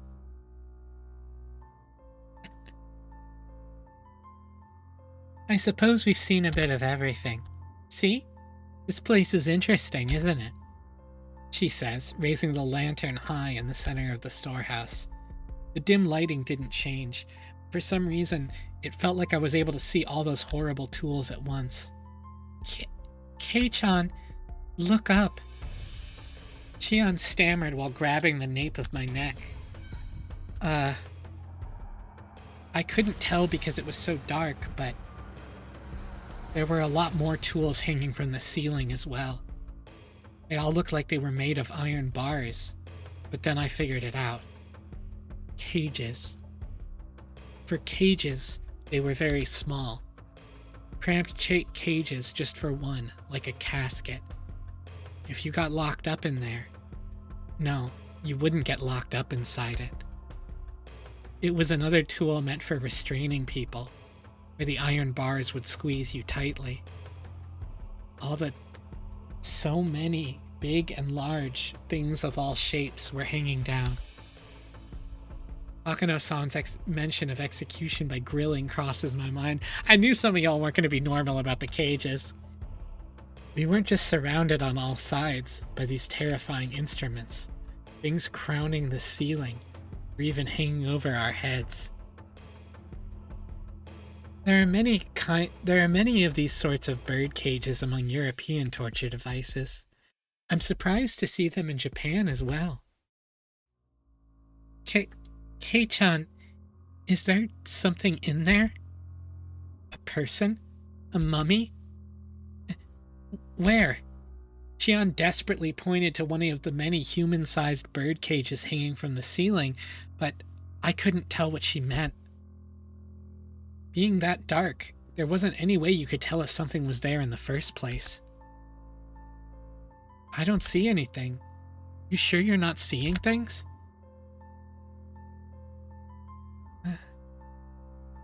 Shion didn't seem convinced, but without a means to confirm for ourselves, we couldn't do much but wonder. Maibara-kun, after seeing this, have you come to believe in all of it? The countless terrible rituals passed down in Hinamizawa? It's got nothing to do with believing in them. Now that I've been shown the real thing like this, there's no possible way to deny it. Even the nations of Europe, with all their beautiful landscapes and legends, were like a maelstrom during the terrible witch hunts in the Dark Ages. This is so cool to me. The idea of the witch hunts being, like, evoked in Japanese media as something horrible. It's in Berserk, and it's in this as well. It's well known that the era gave birth to countless gruesome forms of torture and execution. Japan was the same way. Didn't it have its own hellscape-like torturous feasts because of the religious suppression and things of that nature? Hinamizawa itself had such a period. It had that much history behind it. Even in Europe, land of the witch hunts, that was all in the past. No more than a series of historical events, and in this age, nothing that abnormal would ever happen. That must apply to Hinamizawa as well. Just as Europe had its dark age, Hinamizawa had one too. That's how this should be taken. Even if these things all really happened in Hinamizawa, they're all long past. They don't have anything to do with the people living in Hinamizawa right now. Maibara-kun, you really do like this village. It didn't sound like she was making fun of me. Takano-san gave me a light smile. Takano-san, you're researching whether those customs survived into the present. You are, right? Shion suggested something that made my heart leap into my throat. Are you telling me that all these horrible things are still going on even today? What I'm about to tell you is a secret, alright? I told you, Shion-chan, because you're an understanding person, but the other villagers don't want to hear it. If things go awry, I could be ganged up on and punished. Shion flashed a devilish smile, as if reveling in the immorality of it all. Maibara-kun, you keep it a secret too, okay? If this gets out, I could suffer Oyashiro-sama's curse. It would be made into a sacrifice. If it's the curse, then I wonder what kind of death it'll be this year. If it's the sacrifice, then will I be thrown into the Onigafuchi swamp while still alive? It is tonight, you know. The night of Oyashiro-sama's curse. Hakano-san said, bringing her face right up close to ours. As if to say she had the choice, she'd rather suffer the curse. That was what she seemed to be implying. Yeah, the throat clawing is still a complete mystery. There is nothing that appears to have implied it. Takano-san took a fairly worn notebook out of her paper bag, then began to flip through its pages. There were all sorts of references and newspaper clippings attached to them, and it had all manner of things written inside. Their letters were very small and bunched together, so I couldn't tell at glance what it was about. What I'd really like to do is search for the National Library of newspapers from the era, but here it is.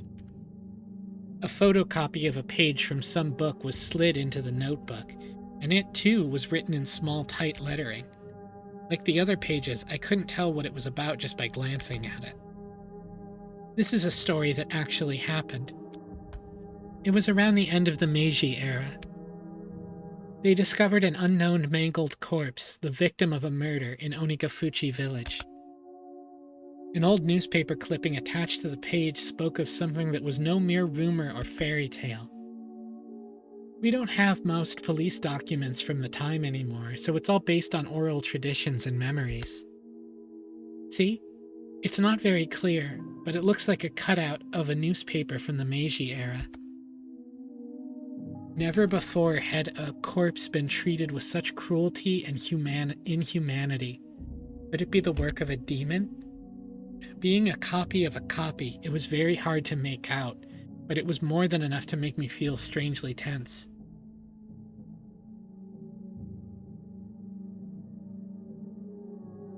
Near the end of the Meiji era, in the old Onigafuchi village, a mangled corpse was discovered. The identity of the corpse was unknown. It wasn't even in a state where it could be identified in the first place. It was missing a head, and each limb was separated from the body. Skin had been peeled off the entire body, and there were markings that implied terrible torture in every place imaginable. Not only that, but the belly had been cut open by a sharp knife with the entrails completely dragged out. The police immediately began an investigation, but since they couldn't even determine the identity of the victim, much less the criminal, finding answers was extremely difficult. Oh, it seems like this did happen at least once. Takano is scaring the ever-loving fuck out of some 14-year-olds. It's very funny of her.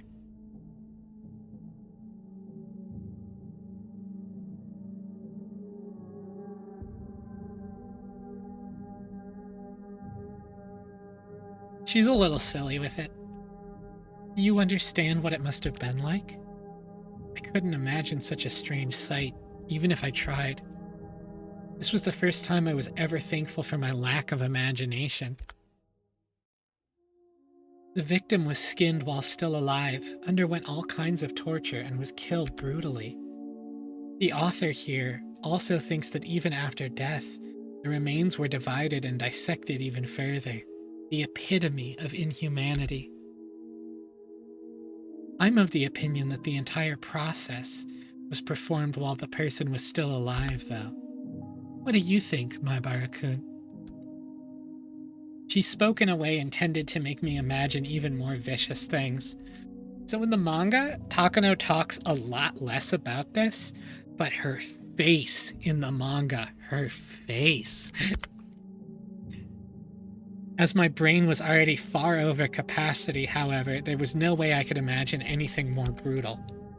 And when I broke my gaze from Takano-san's, those strangely shaped weird tools were all around us.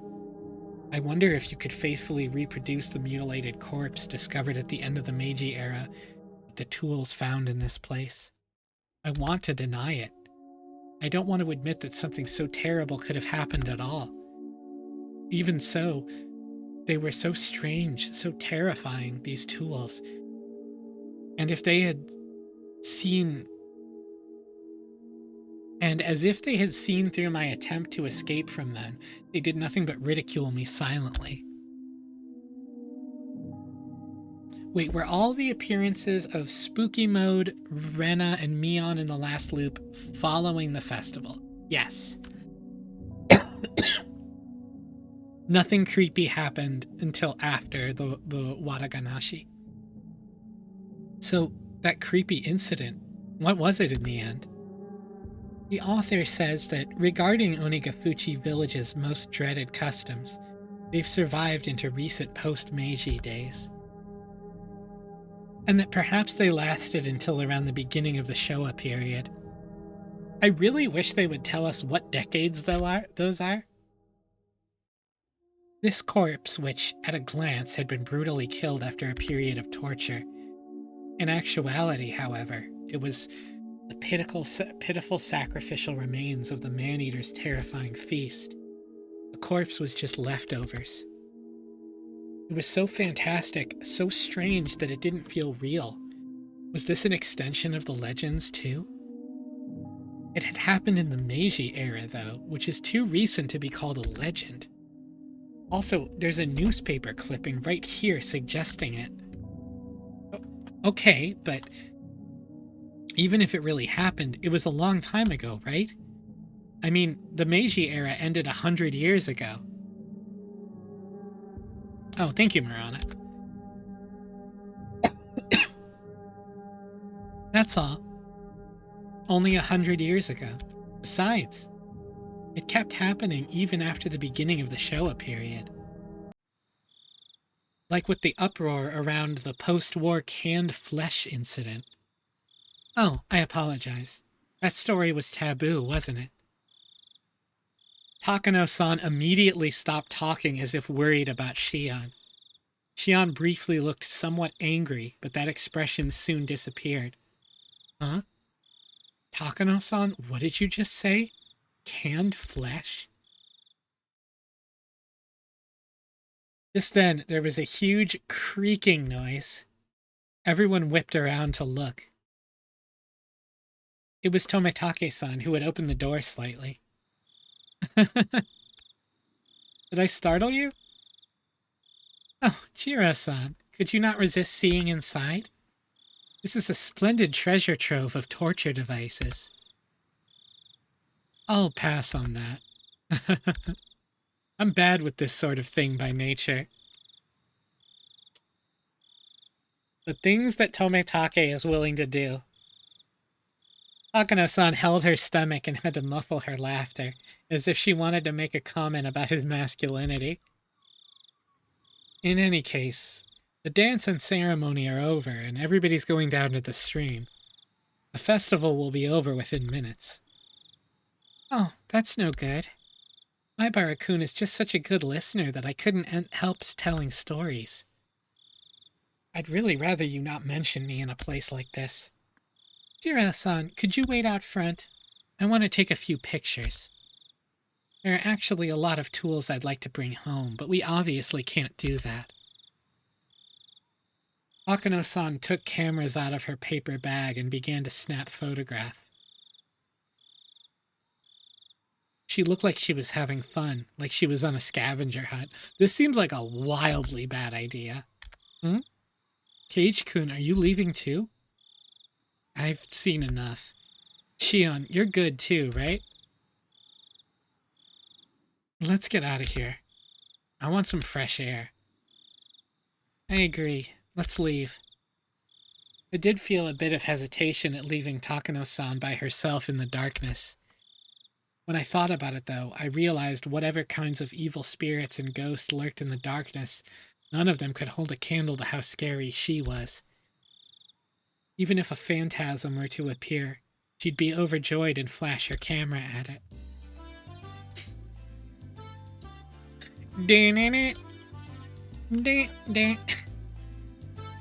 It seemed like Shion shared my somewhat rude mental images. We exchanged glances and smiled painfully. We left Takano-san there, bathed in the strobe of her camera flashes, and decided to leave the ritual storehouse. Ooh, Jack, that's an interesting idea. Everyone at the festival seemed to have gone to the stream, so their voices were very distant. The voices of the bugs, however, on the other hand, were clear, lending an empty feeling of isolation to the place. How was it? Interesting? Tomitake-san gave us a somewhat mischievous grin. He should have been able to tell by looking how pale our faces were. I should have kept watch outside with you, Tomitake-san. Tomitake-san laughed so delightfully that it wiped away our dark feelings. How did you fare, Shion-chan? I love this man. Were you scared? I was prepared for it, so I wasn't too afraid, but seeing the real thing was powerful. Shion spoke like she wasn't scared at all. She really had been quite afraid, but seeing as how I was in a way worse state than her, I didn't have much room to talk. As Tomitake-san grinned candidly, my mind, exhausted and locked up by nervousness, began to calm itself. Was Takano-san an adult about this little expedition? You know how she seems like a child sometimes. I was worried she'd be way too excited. Both Shion and I laughed and left that as our answer. Hopefully she was only looking at things. I'm worried she'll sneak something out of there or mess with a ritual implement too much and break it or something. Right, that's quite possible. She is alone in there right now. She might pilfer something small and easily concealed, hiding it in her pocket. Yeah, I can see that. Shion said what I was thinking. You're sure she didn't break anything? I could clearly hear some noises like someone jumping up and down. I was getting pretty nervous. I'm sorry. I ran out of film. Jira-san, if you have any more, could I use some? Takano-san suddenly appeared while we were talking about her, taking everyone by surprise. Tomitake-san smoothly grinned and responded as if nothing had happened. He's pretty mature. I'm all out of spare film. Sorry about that. Jeez. You won't win any Pulitzer Prizes by not stocking enough film for the occasion, you know. I suppose that's it, then. Tomitake-san scratched his head apologetically. Without film, we're done here. Takano-san seemed to have given up because of that, too. We checked carefully to make sure we hadn't left anything inside, and closed the door and turned to the heavy padlock we'd left beside it. Takano-san, you didn't sneak anything out, right? Oh, rude. I'm not trying to be that childish. Clack. Omitake set the padlock back to the way it was before. From a cursory glance, it didn't look like thieves had snuck in at all. Okay, let's get over to the stream ourselves. If we don't at least set some cotton afloat, there won't be any point in coming to the festival. Omitake-san spoke brightly, urging us all on. Setting cotton afloat down the stream. I shake my head a few times, driving away my dismal thoughts as to the double meaning. Takano-san, looking a little let down, kept turning back to the ritual storehouse. Let's just leave it at that, alright? You saw enough to sate your curiosity, didn't you? Oh, not at all. Everything I found only renewed my interests. All those stories and legends suddenly hold water. After today, I'm going to have to change the way I look into all this. Wow, she's truly indomitable. Her curiosity is really something else. Still interested in all this through and through.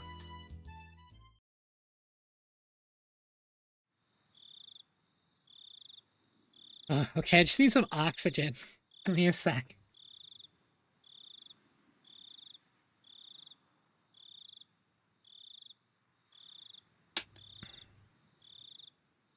Ooh, that'd be interesting to know if the day Rena went berserk overlapped with the festival. I don't think we were told when it happened.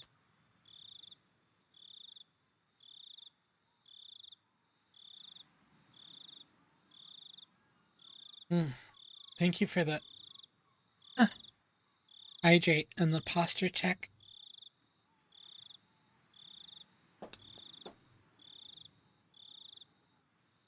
Oh my god, every inch of my back just cracked. Jesus. Okay, better.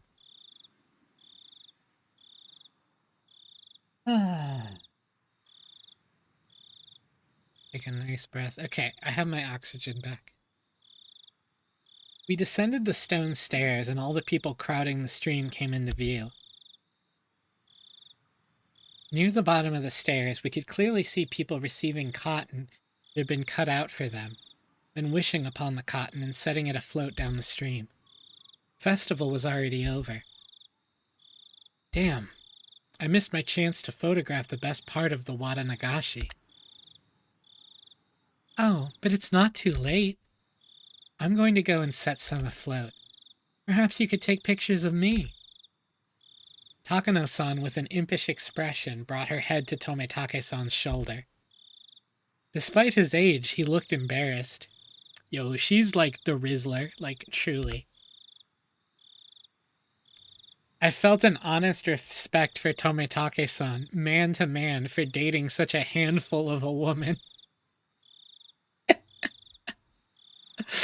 I mean, honestly, Keiichi's right for that one. Goodbye then, my Barakun, Shion-chan. We're going down to the stream. Would you like to come with us? Man to man, bro is 15. No, no. I couldn't get in your way. Please, take your time. Shion waved her hand to them with an expression just as impish as Takano-san's. Tomitake-san, on his part, seemed to want us to come, but whatever. Dude, you cry if a girl's boobs are near you. This is true. Shion gave a big stretch and sat down on the stone steps. I'm pretty worn out. Same here. I'm exhausted too. Ei-chan, this is your first Watanagashi, isn't it? You go on. Don't mind me. I'm tired, so I'd like to stay away from the crowd. Yeah, if we were to go now, we'd barely slip into the end of the cotton drifting ceremony. My sister and your other friends might be looking for you too. Go on. Oh, yeah, right. They've been by themselves ever since we got separated. I'd feel bad if they were looking for me. Then Shion suddenly got a playful look on her face and put her index finger to her lips as if telling me to keep this a secret. My sister is the type that gets really jealous. If she knew I was hogging you this whole time, she'd never let me hear the end of it, so keep tonight a secret, okay? Keep tonight a secret. Say things that are so embarrassing. Not only because of that, either. Considering what we were doing tonight, we really need to keep it secret. Oyashiro-sama's curse might happen tonight, and we four would be the prime candidates. Marana? Thank you for the $25 tip. It is very, very sweet of you. Thank you so much. I appreciate it a lot, Marana. Thank you. That is hugely supportive and very helpful. Thank you, thank you. The loosening threads of tension became taut again. Shion, however, burst out laughing. All right, I'm gonna get out of here before I run into my sister. I really am tired, so I don't have the endurance to put up with her anyway. I can't tell if you get along with her or not. We get along. Though as she said that, her vague expression explained that there were a lot of oddities in a relationship between twins. God, it's almost like there is a lot about Mion and Shion's relationship that we don't know that might be really important. Ooh, Jack, that's an interesting thing to bring up. I'm an only child, so I don't really get it. Make sure you get along with her, okay? There is like a running theme where Keiichi reacts to something where it's like, well, there's obviously a lot going on here. I don't really get it, and I'm not really gonna look into it, so, do your best.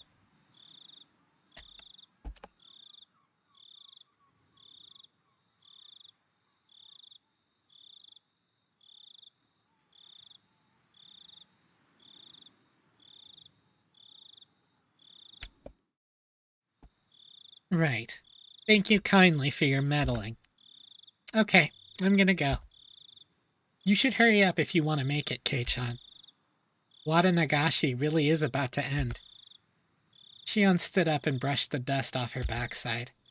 After watching her do so, I returned my eyes to the final ceremony of the Watanagashi festival below me. Seriously, though, what was that sound, anyway? It was kind of unpleasant and creepy. Huh? What sound? The sound. You know, the banging noise. It was really loud, wasn't it?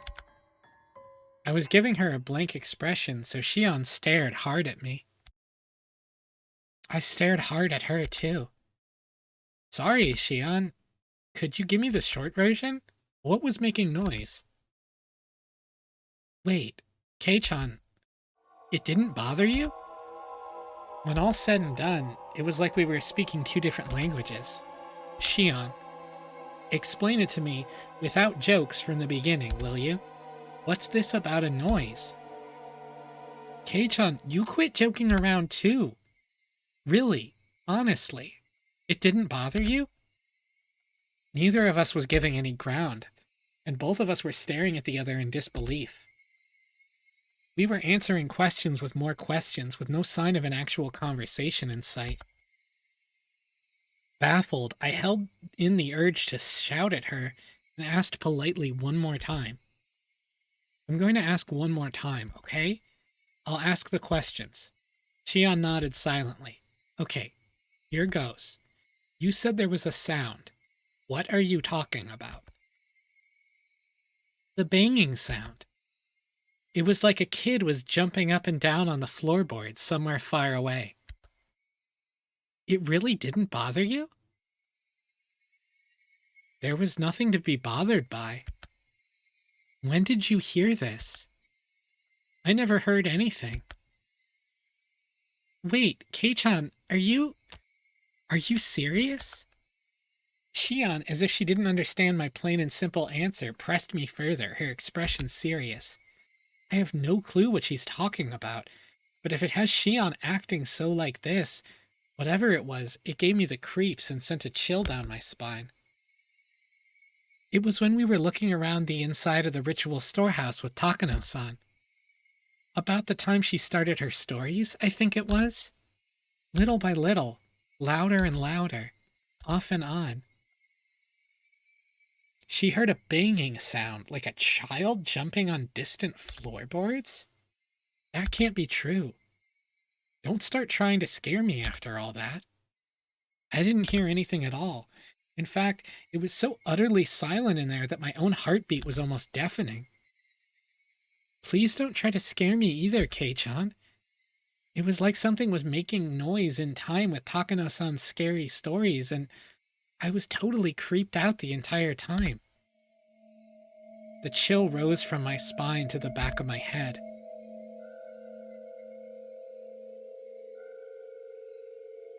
My blood turned cold as it crawled up my body. When it reached my head, my mind froze over. You and Takano-san weren't paying any attention to it at all, so I pretended not to hear it either, but you heard it, right? It happened a bunch of times, and it was really loud. Shion's eyes were begging me to tell her I heard it. I had no doubt, however, that my own eyes suggested something entirely different. A you gotta be kidding look.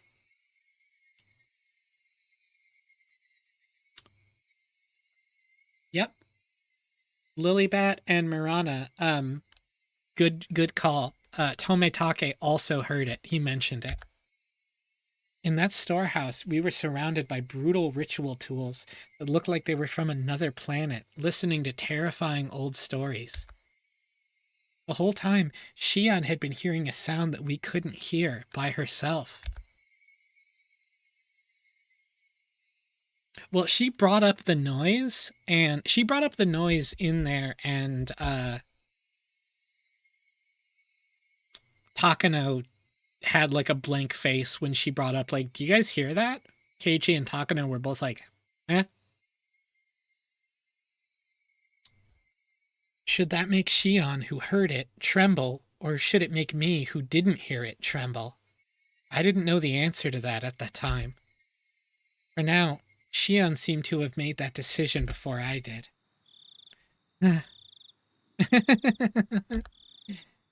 What are you laughing about? I really got you, Kei-chan. I was fibbing the whole time. What?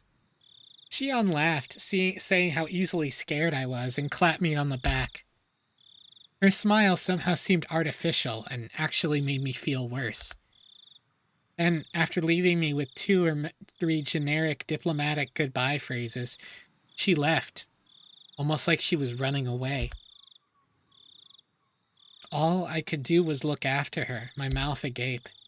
At the end of the day, I didn't have a clue what was going on. Shion laughed it off and said she had been lying, but she couldn't possibly have been lying. Of course not. And now that I think back, there it is! Tometake-san said the same thing, didn't he? I could clearly hear some noises like someone jumping up and down. I was getting pretty nervous. Tometake-san, the most neutral party present at the time, said he'd heard something. Then, that noise, it was real? The banging sounds. Sounds as though a child was jumping up and down on some floorboards far away. Oyashiro-sama's curse, which happened every year, might happen again tonight. The most plausible victim candidates were Takano-san, Tometake-san, Shion, and me. The bustling of the people sounded further away than I would have liked. The sounds of the insects sounded too close for comfort. I'm near so much human warmth, and yet I can't ever go back there again. That was the ominous idea that sprouted in my mind. Keiichi needs to join Poetry Club, for real. Then, all of a sudden, I was pounced on from behind, causing my heart to lurch. Keiichi, we found you. It was Rika-chan. When I turned around, Mion and Rena were there too. Mion sighed and said, "We finally found you. Now we just need to find Sadako." Everyone got split up this year. We should make sure we have somewhere to meet up afterwards next year. Oh. You're right. It's a festival, so we should all be together. I listened to Mion's happy declaration with a little bit of guilt. Keiichi, did you root for me while I was dancing? Yeah. I saw it all. You did a great job all the way through. No mistakes either. Usoda! Why? Why would you go into detail? Why would you do this?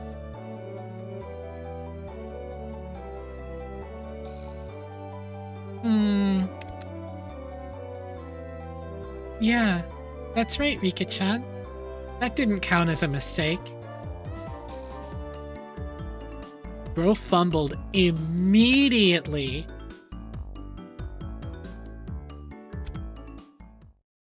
I tensed up as I realized I'd made a mistake of my own. Mion slapped a hand onto my shoulder a little roughly. A gross sweat broke out over my whole body. Did you do it too, Kei-chan? Did you get some cotton and send it down the stream? Imrana. Good puppy. 99 seconds. Bro just held forward. You haven't yet, right? Is what I could feel her saying. Without the courage to tell any more lies, I lifelessly shook my head. Huh? You haven't, Keiichi-kun? You should go now or it'll be over. It'll be over. Sorry. This is my first Watanagashi, so I don't really understand the rules and stuff. That's right. I'm sorry. Mion took my hand and we started walking down the stone steps. Hey, Kei-chan.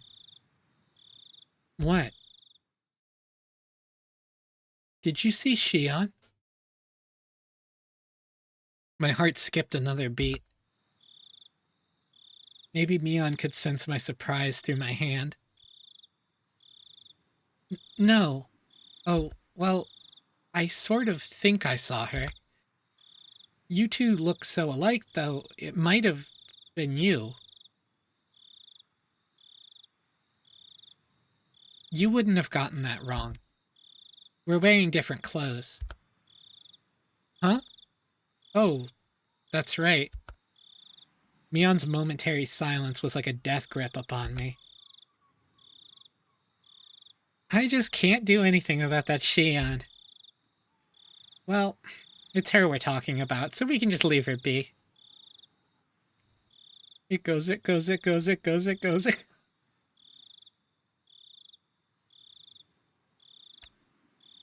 Mion's expression returned to her usual former smile, and we continued down the stone steps, her firmly pulling my hand along.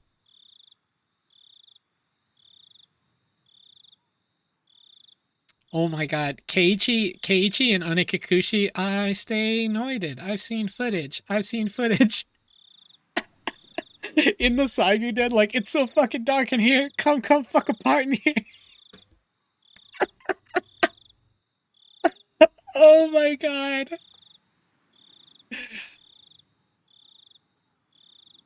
Give me my I need my Higurashi Death Grips AMV. I've been watching a lot of Higurashi AMVs lately. Do not look at any of them, chat. You can't look at the Higurashi AMVs. You will be like, what is happening? But for when we finish, I have some to recommend. From the Scrapbook 4, from the Scrapbook 5, from the Strapbook.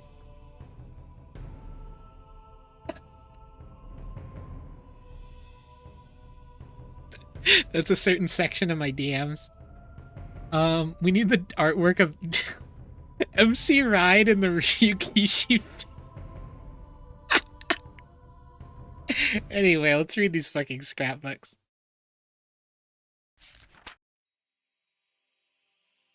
Watanagashi. The rite of Watanagashi is performed during a village festival every June, even now, but reading back to its origin turns up a seriously sanguine ceremony.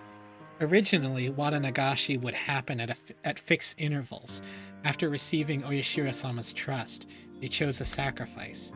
Then, the entire village would kidnap, demon away, the person and ceremonially dissect and devour them in a feast.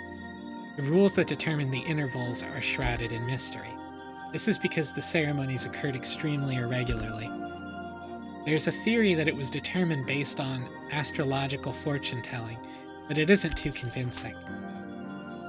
The residents of ancient Onagafuchi village firmly believed that they were half-man, half-demon transcendents, and that they were more valuable than humans were, and that people within and without, and they forced people within and without to accept that. Perhaps the act of kindness? Perhaps the act of kidnapping and eating people was done to prove they were higher up on the food chain. This is just a hypothesis, but the rite of Watanagashi was a political event for the purpose of either being an outlet for, or outright diverting the attention of, the villagers of the isolated Onigafuchi village, in case of their complaints or dissatisfaction grew serious. If that was the main reason these ceremonies were held, then it's easy to explain how erratic they were. Morale down? Time to kidnap and eat someone. How's it going, Uber? I'm good. I'm doing great. I'm doing great.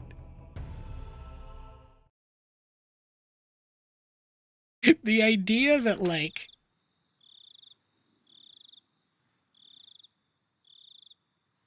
the alleged importance of the implements. I can't find anything that gives a concrete description on what the ritual implements were like. They were, however, real, and there definitely existed a multitude of different kinds. One source states that the implements used in the Watanagashi rite numbered alone among 200. The obvious question, then, is why they required such a myriad of them. The rite of Watanagashi was to kidnap people through demoning away, dissect them, and eat them. I believe the tools were used for dissection and restraining, but 200 of them is far too many. Thank you for the hydrate and the posture check.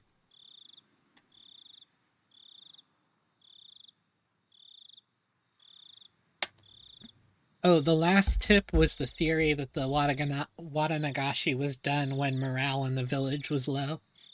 Generally, tools evolve in such a way as to reach a solution for a certain problem. Once you've reached the ultimate goal, that is, attained a certain level of efficiency, the tool's evolution normally stops there. Regardless, why would they have created so many different kinds? One of the cultural elements responsible for diversification over time is that of entertainment. Tools used for entertainment would evolve over time and branch out. Unlike normal tools, reaching the ultimate goal would be more of a dead end. And searching for the next goal, they would split into many different subtypes. So then, perhaps it's not a stretch to suggest that these 200 plus implements had some entertainment value. This is just a hypothesis, of course, but maybe the human dissection process was viewed as a type of entertainment. The three families of old would develop one new implement, dissection tool, after another, and each was varied, novel, and attracted spectators to keep them from growing bored. It's not unimaginable. All of them have to be enshrined within that storehouse. There isn't much longer until the night of the Watanagashi. Though its original intent has been lost, I will reveal the secrets of the traditional ceremonial night within the ritual storehouse. I can't restrain my excitement. Watanagashi cannot come soon enough. Yeah, I wonder how this one's going to work out for her. I mean, she did get in the Saiguden. She got in there.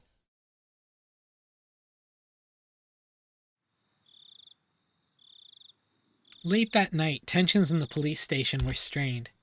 In the silence, many of the staff members' eyes shifted back and forth between the clock and their telephones, counting the seconds in that stifled atmosphere. Kumagaya-kun burst in with a young guy trailing behind him. Oishi-san, I've got the autopsy results. The court physician just got here. I'm ready to go, sir. I'll head straight for Gifu. Kuma-chan, things may have gotten a bit complicated. They appear to be having a very difficult time determining who the victim is. Could they have been dismembered? Nope. Cooked to a nice light brown. He spoke in sportive tones, but the meaning behind his words was heavy. The staff gave a collective sigh. All the way? Head to toe? Completely blackened, it seems. Probably smells terrible, too. What a shame it is to be Gifu-san. Hooked with no possessions, and discarded outside the prefecture. At worst, it would have taken a week for the body to be identified. The fact that they'd sniffed it out tonight was huge. Komeyama-kun and a few others are performing a thorough night raid on the dentist in Okinomiya. All we can do is hope a tooth matches some medical records. Sorry. Could someone go buy me 2 or so boxes of Ultra Mild? The young guy answered in affirmation and darted out into the hallway. We did an excellent job finding it this year. It could be that the people who disappeared in past years were scattered outside the prefecture like this, too. Then why not bury them, or sink them in the Sea of Japan, like Lake Biwa or somewhere like that? Why, though? Hasn't the pattern so far been one person dies and another disappears? Uma-chan, the corpse was inside an oil drum, unrestrained and cooked. They probably burned them after strangling them. They knew it would be found. So what you mean is, from the beginning, they didn't want a person to disappear this year. Not so much as that as they just aren't related. The person didn't disappear. In fact, whoever did it seems to have wanted to make a show of it. You mean, it could be a warning? He folded his arms and then heaved a long and heavy sigh. That might have been the case had it happened in town. If they'd messed up, taking the victim far away and burning them alive wouldn't have been noticed. If they'd meant it as a warning, they should have done it closer to Hinamizawa. They wanted to emphasize the fact that they killed the victim, but instead of doing it somewhere for dramatic effect, they did it outside the prefecture. Did they want to emphasize it or hide it? Boy, I wonder what Oshiro-sama is up to this year. I wonder who got killed. This is now. This is current. Someone got killed. A telephone ring cut through the heavy silence. A staff member nearby snatched up the receiver. Oishi-san, it's Komeyama. They have it. The dental clinic in Okinomiya fixed the wisdom tooth 3 years ago. What about the records? Complete with x-rays. Well, I feel bad for waking up the dentist before dawn. Uma-chan, get out there as soon as you can get the records from Komamiya-kun. Will do. Oh, it's the chief. Thank you for coming at this hour. Oishi-san, my apologies for my lateness. What's the situation? Well, it's just getting good, you see. We're all getting fired up. Strangled, no possessions. Oh my god, it's Oishi's. Wow.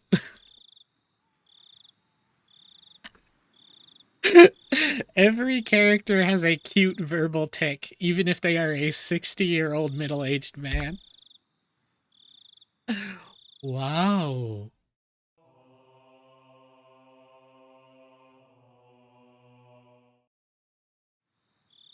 Okay, Marana. I'll see you later. Thank you again for that tip, by the way. I really appreciate that. Hope I see you again soon.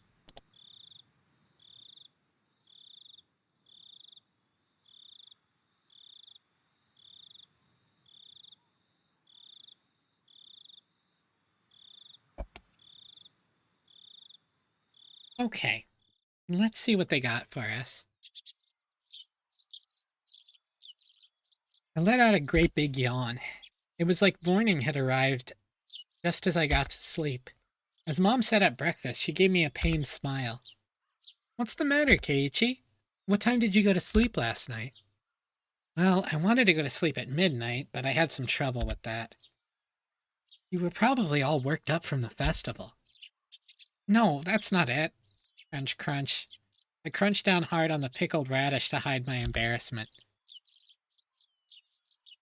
After all that happened yesterday, and our discussion about the sound Shion heard, that banging noise like a child far away jumping up and down on a wooden floor, The story wouldn't get out of my head, so I had trouble sleeping.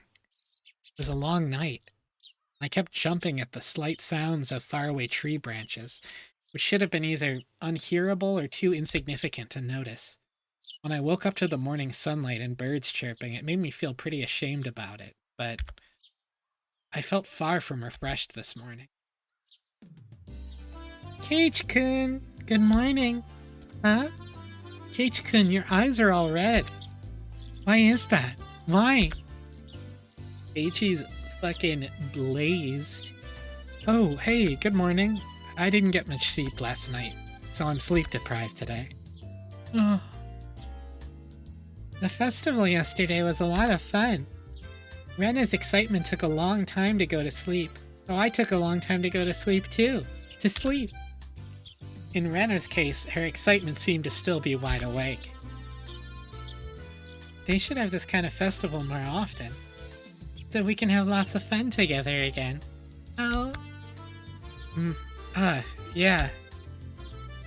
Rena talking about the festival yesterday made me remember everything I had nearly forgotten from last night.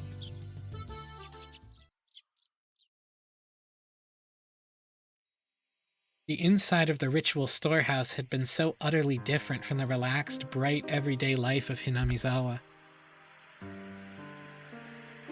All those stories that Takano-san told me, too. Mysterious incidents that occurred on the day of the Watanagashi festival every year.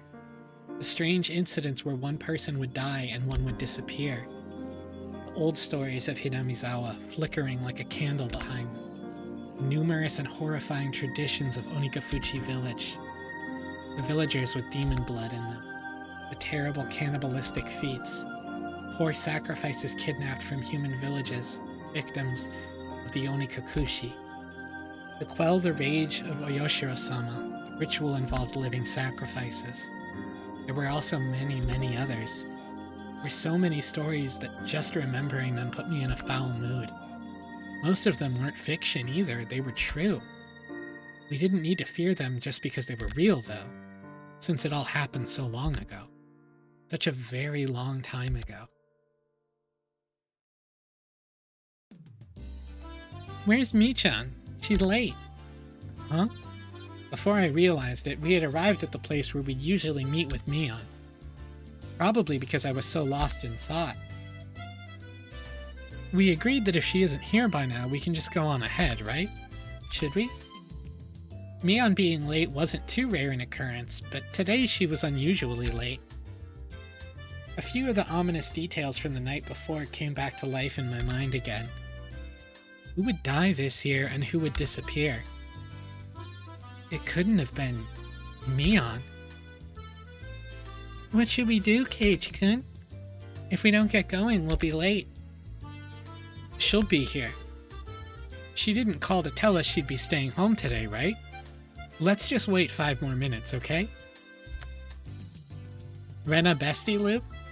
Rena looked at her watch and seemed a little worried, but then she nodded with a satisfied smile. If we had to wait 5 minutes, we'd have to run as fast as we could to school or we'd be late. As soon as I thought that, we spotted Mion running towards us out of breath. Michan, you're late. Huh. You waited? You should have just gone on ahead. Mion was breathing heavily and her face was all red. Her house was right down this road, wasn't it?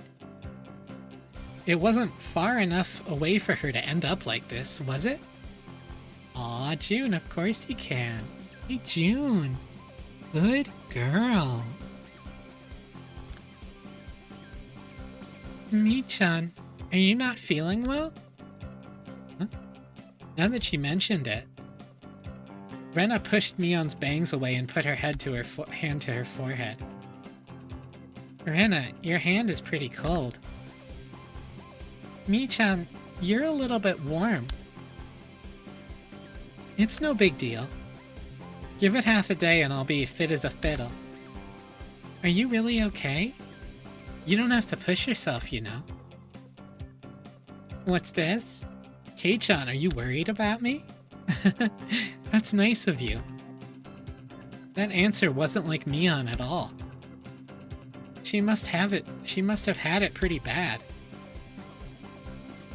I just think you shouldn't push yourself so hard. We can tell the teacher you had to take the day off.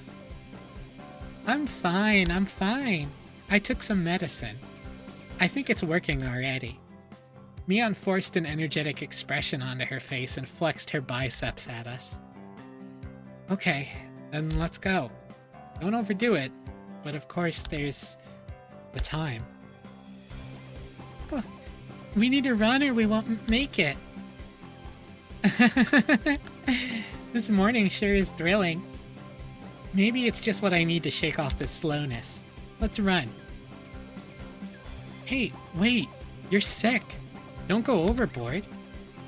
Mion began to run vigorously anyway. No, Keiichi was absolutely feeling sick last loop. Yes, that is true. Mii-chan is older than us, right? She knows her own body better than anyone. I decided to leave it at that and assume she was fine. Great, then we should get going too. We began to run after Mion.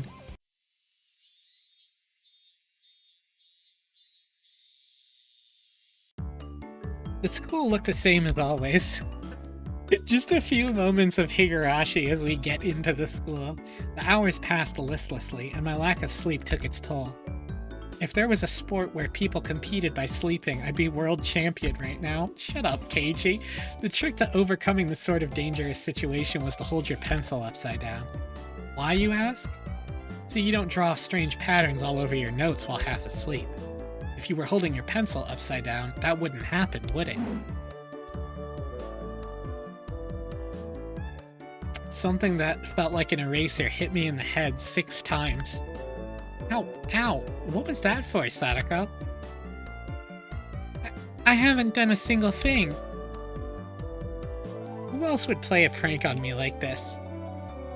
Oh, it was chalk, not an eraser. Yeah, the banana's fine. Eh? Behind me, like a female outlaw might hold razors, was the teacher's shadow holding 3 pieces of chalk in each hand. Maibara-kun, go and wash your face. Right, gladly. That alone was enough to wake me up, but I flew out into the hallway, as if shoved out by the pressure exuded by the teacher's sheer power. Oh, we're doing bits. We're just doing bits. It's fine. If I was going to wash my face anyway, then I would rather use the sinks out front rather than the ones in the dark restroom. Thinking that, I left the hallway and went to the entrance. The sunlight was strong, so strong you wouldn't think it was June. I turned the faucet, and with a lifeless bubbling noise, lukewarm water came pouring out. If I let it run for a few moments, would it get cold? I looked at it absent-mindedly for a little while. I knew you'd choose these sinks, Kei-chan. The ones out front just feel better, don't they? Mion?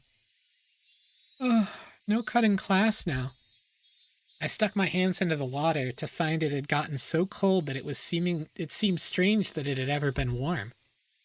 I scooped it up and splashed it against my face. Once I was done, I moved out of the way and Mion did the same. Mion, how is your cold doing?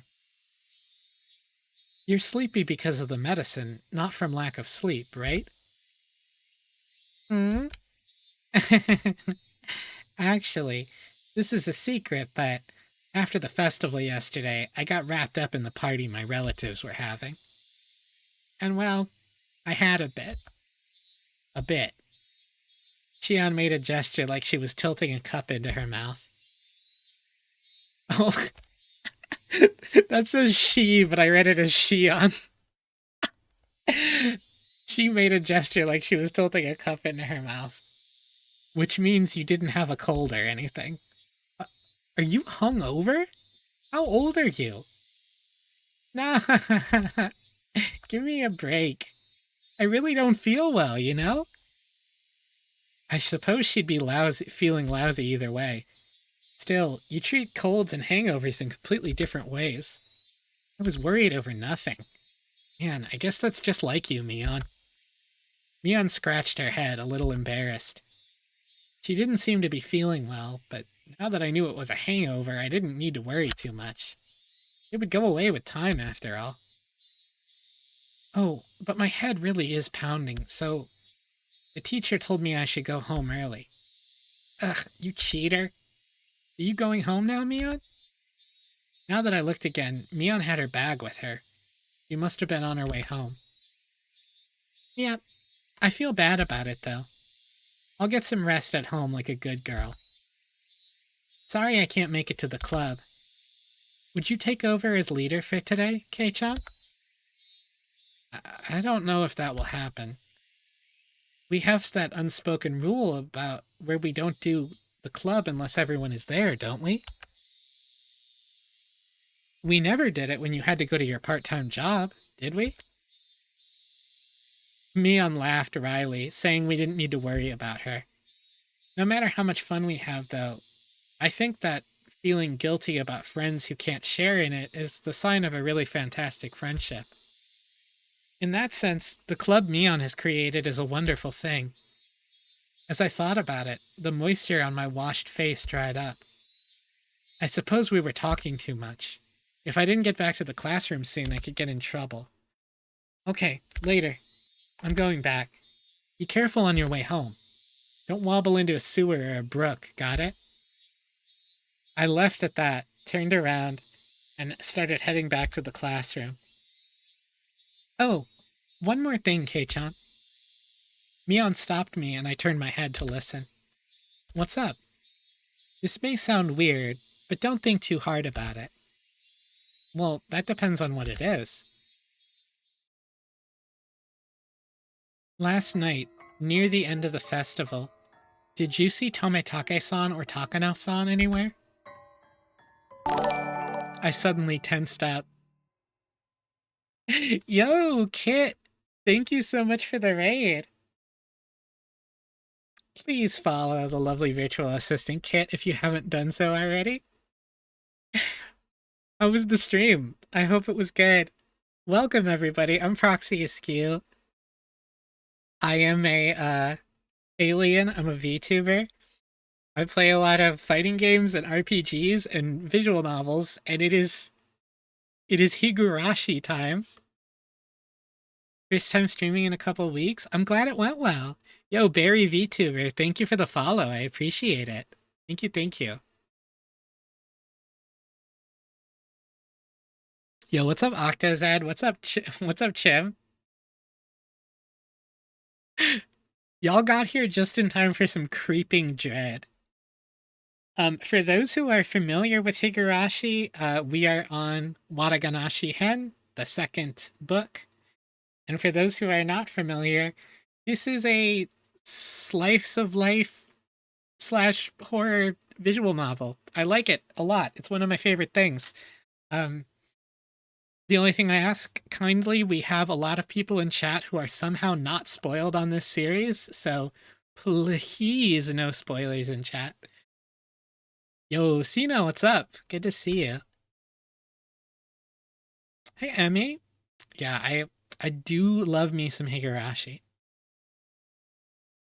Okay, maybe it's because I'm 32, but I expect a lot more people to be spoiled on Higurashi than they are. It might be because I'm ancient. I'm like, you know that one meme where that girl's like, when you say retro consoles, you're talking about the NES or the SNES, right? The PlayStation is still pretty new, right? That's how I feel about it. That's how I feel right now. Wow, you sound a lot younger than 32. Thank you. No, like the PS3. See, this is what happens. What happens to me? Things have been good. Things have been good. I've been streaming a lot of Higurashi. I've been putting it up on the YouTube channel because it's very long. Watched two of my GFs play a lot of Tears of the Kingdom yesterday. Tears of the Kingdom looks cool. I haven't played it yet. But I watched Harish play it a bunch, and I watched Kelp play it a bunch. So that was cool. That was fun. Game looks cool. The 360. Oh god. Yeah, it's the 360. It just came out, right? Anyway, let's get into the horror a little bit. You know Tomitake-san and Takano-san, right? You remember, Kei-chan, when the four of you were talking during setup the day before? If I could, I wanted to forget about sneaking into the storehouse that night as soon as possible. So hearing the names of the people I was with at the time really got to me. Besides that, though, why was Mion asking me a question like that? I ended up staring at her, unable to answer immediately. Was she asking to see if I had seen them or not? Or was she asking the question knowing that I had? I couldn't tell. Well, maybe? I might have seen them around, I don't know. My vague response was clearly not to Mion's liking. What answer was she expecting from me? There was no way for me to know. I see. Then one more question. On the same night, did you see Shion? My heart leapt into my throat again. The tiny needles buried underneath Mion's word pricked into me. Didn't you ask me that yesterday? I think I told you I wasn't sure if I had or not. Did you? I guess I just thought I'd get a different answer if I asked you again. There we go. There's the reptile eyes. I suddenly noticed something in Mion's eyes. Something indescribable. Omitake-san and Takano-san. Shion, too. She was asking me about them. There was no doubt about it. Last night, the four of us snuck into the ritual storehouse. She knew everything. So what? There's not really a curse anyway. That's right. Even Shion and Takano-san said yesterday during the festival that there was no curse. And rather than a curse, it was the doing of the villagers. My blood curdled. Mion was, almost without a doubt, aware that we snuck into the storehouse. It was nothing strange. I screwed up bad flipping on the light switch last night. If Mion had been searching for me, it was simple to imagine that she had seen the momentary light and come to find out what was going on.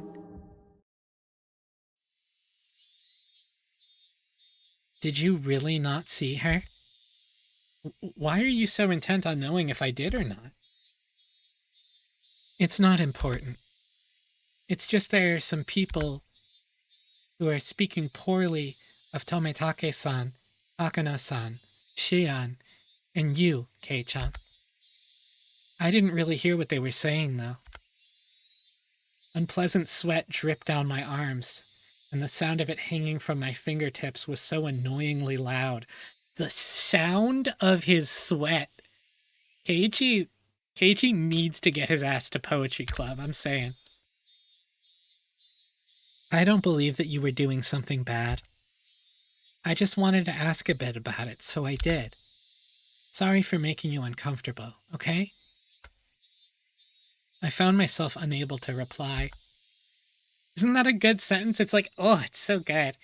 My reaction must have made it obvious what the truth was, and yet I couldn't explain myself.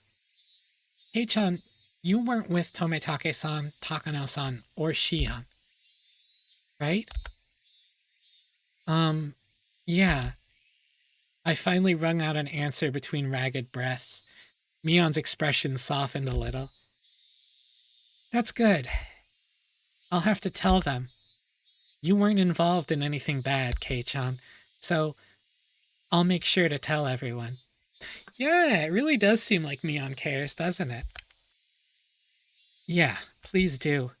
Tell them I wasn't doing anything bad. To everyone, Make sure everyone. Everyone. Who is everyone? Okay, later. I'll be better tomorrow. Bye-bye.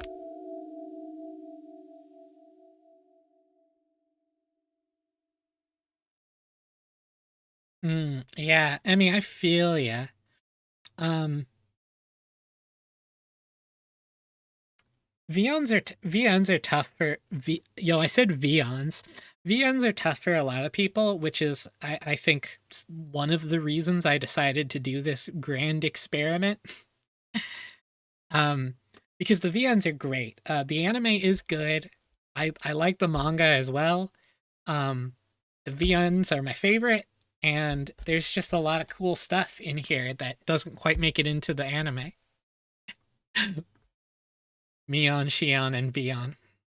Can't, can't wait. Can't wait to meet Vion. Gonna blow this thing wide open. Wait, Mion, what do you mean by everyone?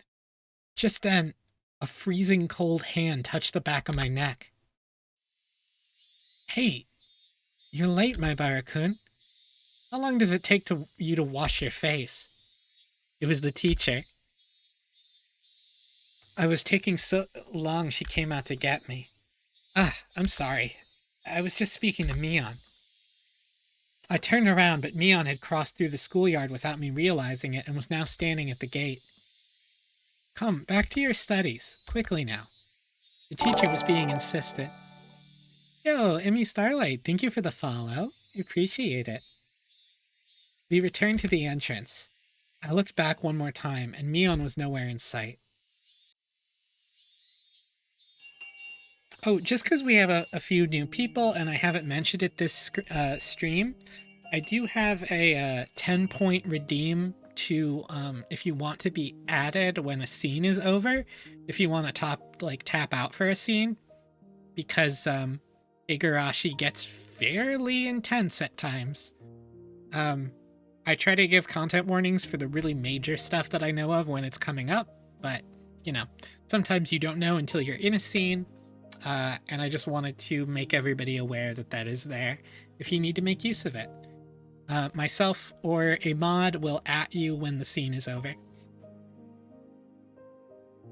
Not that I'm implying that something is about to happen, because it's not. Well, I mean, I guess I shouldn't say it's not, but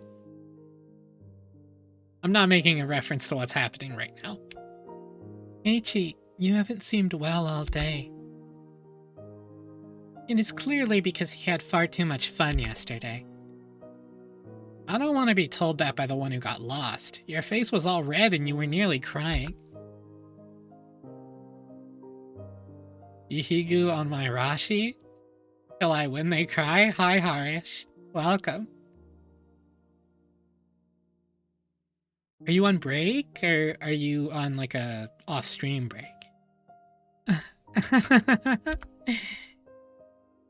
Sadako-chan was so cute last night. Oh, I'm sleeping, I see. My friends did their best to try to cheer me up, but it didn't lighten my mood. Shihigu on my Rashi till I cry. No, that's it. That's it right there. Was it far worse than I thought? Had I really done something that terrible last night?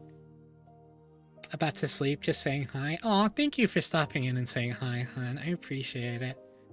Really proud of you. Harish has been doing a subathon. Whole lot of Tears of the Kingdom. It's been very, very fun. These thoughts remained with me for the rest of the day. Bye, Keiichi-kun. I'll see you tomorrow. By the time I realized it, I was in front of my own house. Mi-chan had a cold, right?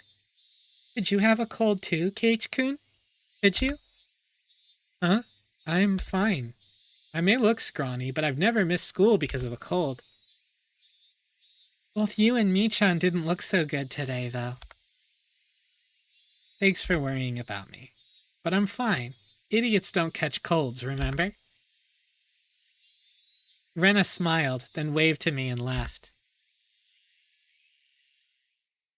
Have a good when they cry, cause no, you nailed it. No, she's spitting. Whew. With my shoulders bobbing up and down from breathing heavily, I entered the house. As soon as I got back in, Mom called out to me.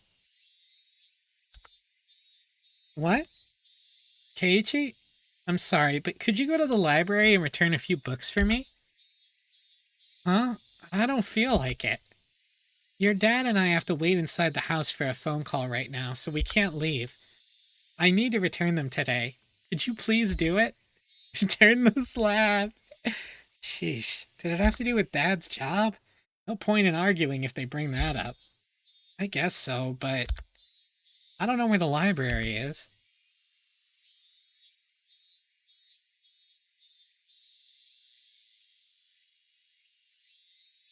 Yo, Gato Gondo, what's up? Oh, you don't? It's a little bit past Okinomiya Station. Just then, the phone rang. Good night, Harish. Mwah. My parents' faces immediately turned grim. Mom snatched up the receiver. Hello, Maibara speaking. I'm sorry? Yes, he's right here. Then she thrust the receiver at my face. It's for you, Keiichi. Don't take too long, okay? I tried to ask who it was from, but asking the other person on the phone directly would be faster. Hello? This is Sonozaki. Well, the younger one. Hello. Do you have time to talk right now? It was Shion. The older sister had a hangover today, but the younger made no reference to it. Yo, welcome. This is Higurashi When They Cry. It is a slice of life / horror visual novel. Shion? I thought you'd be sleeping in today with a hangover, same as Mion. What? Mion had a hangover? That's so like her. She laughed warmly, but Mom glared at me, silently telling me to finish up. Whoops, sorry. My parents are waiting for an important call, so I can't talk for too long. What do you need? There's something I wanted to talk about, but if we can't talk long, I guess that's that. She sounded a little disappointed. What would Shion want to talk to me about? Now I was interested. Then how about we meet in person? If you could show me where the library is, too, that would be great. You mean the public library near the station? Yeah, that's fine. I go past there on my way to work anyway. Okay, then you know where I usually meet up with Mion? That intersection where the small path from the Sonozaki house splits. Oh, Kei-chan, did I not tell you? I don't live at the main house. I live in Okinomiya. If we could meet by the ticket machines in Okinomiya Station, that would be great. Main house? Living in Okinomiya? Now that she mentioned it, it's always seemed like the Sonozaki sisters weren't communicating. Did they live in different houses?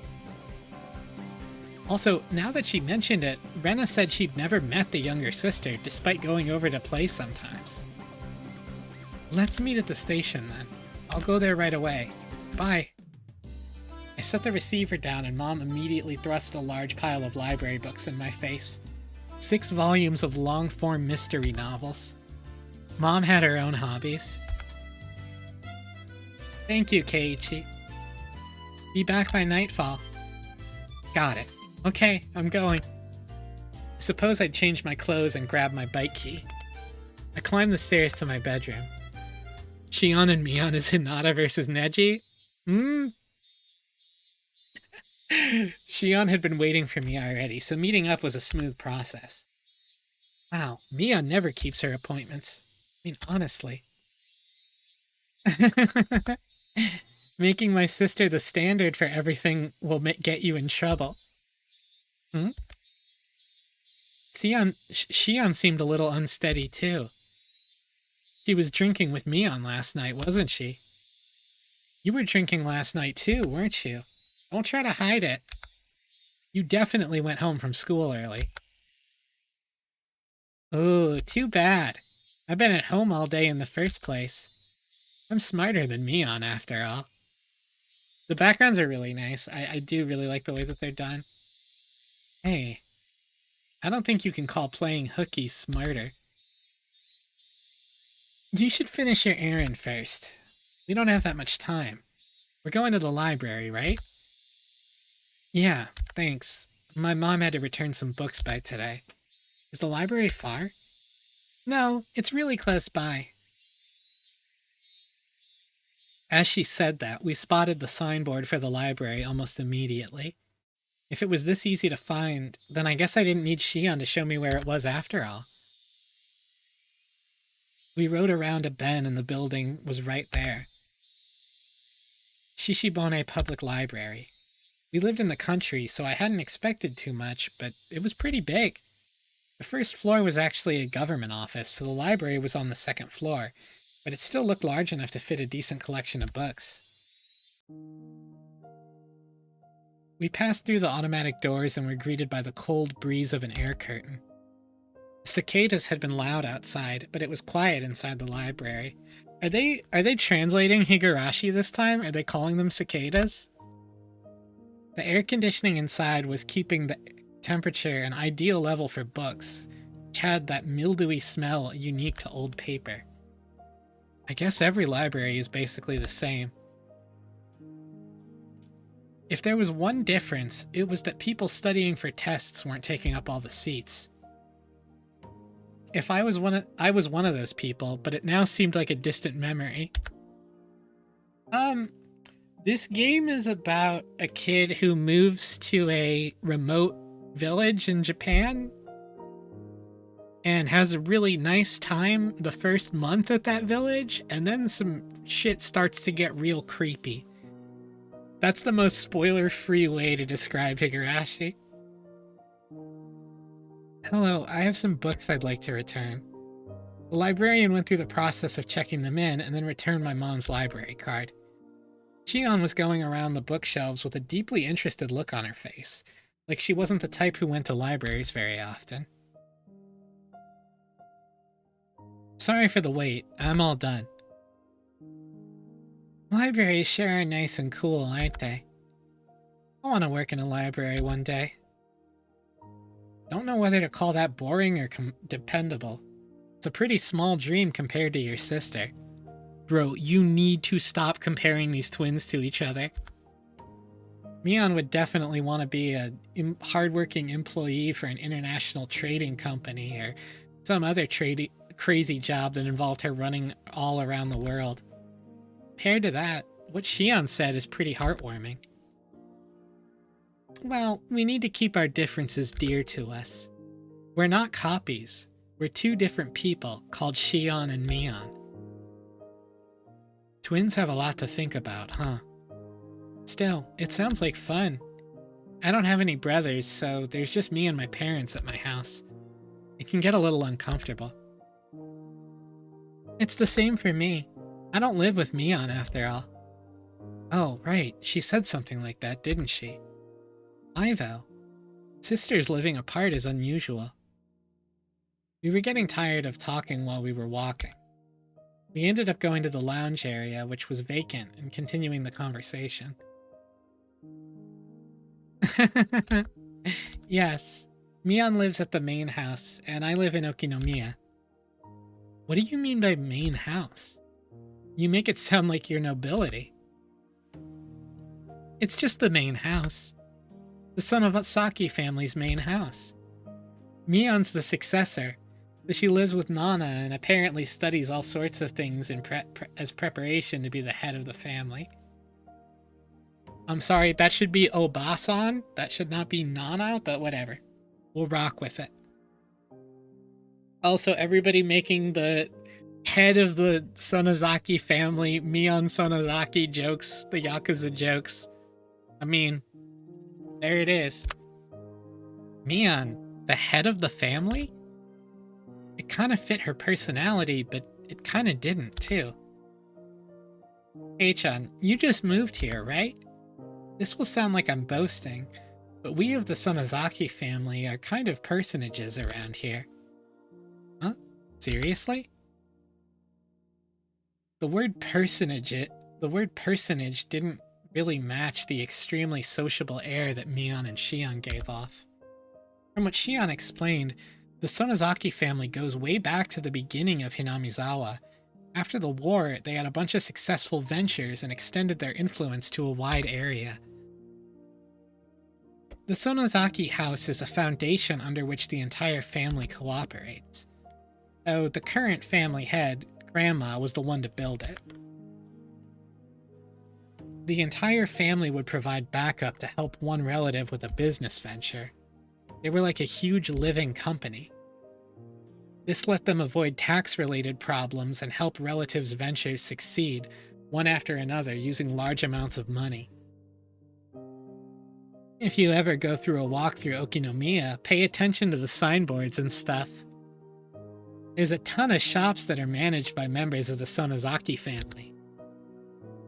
The Shion sneer. Love to see it. Now that you mention it, that toy store looked like it was managed by relatives as well. Does that mean your relatives operate Angel More too? Even what few shops I was familiar with were involved with the Sonozaki family. It was definitely surprising. The family is particularly strong in finance and real estate. Even a lot of members of the Chamber of Commerce and Industry either have the last name Sonozaki, or are their relatives. There are Sonozakis in City Council and the Prefectural Assembly too, since they have the Okinomiya area giving them strong electoral support. Yep, that's a crime family, alright? Wait a minute. This is all escalating pretty quickly. Her relatives operate shops in downtown Okinomiya, and they're especially strong in finance and real estate? On top of that, a lot of those in the Chamber of Commerce Industry are relatives, and there are even people elected to local offices. So then, the Sonozaki family, it's pretty famous in the area? Oh my god, Oishi jump scare. Yes, it's crazy. All of a sudden, a cigarette-smoking, overweight old man interrupted our conversation. Wait, I know this guy. Wow. Hello, good afternoon. Are you on a date today? Ah, what I would give to be young again. If you thought we were on a date, then why are you bothering us? Oishi-san. That was it. He was Oishi-san, a police officer. I thought it was the person who came to my rescue when I got involved with those delinquents before. Now that I thought about it, Mion didn't seem to like him very much. No, I apologize. I heard a familiar voice, so I came over to see. Oishi-san laughed coarsely, not showing any sign of giving up. As Shion watched him do so, I didn't feel the same sense of malice coming from her as I did from Mion. Maibara-san, right? You're one tough guy. Two-timing the Sonozaki sisters, are you? No, I'm not two-timing anyone. I turned around to look at Shion and plead for help, but she grinned and maintained her silence. Her gaze wandered. She looked at the clock. Ah, I'm sorry, Kei-chan. I really need to get to my job. Huh? Oh, did you? Wait, didn't Shion have something to talk about today? Now this weird man is here, though. Yep, I'll see you later. Oh, I'll give you a call after I'm done. It'll be okay to call at night, right? Yeah, probably okay. Then I'll talk to you later tonight. Bye. Shion left so fast she was practically running. Oishi-san was waving at me with a grin.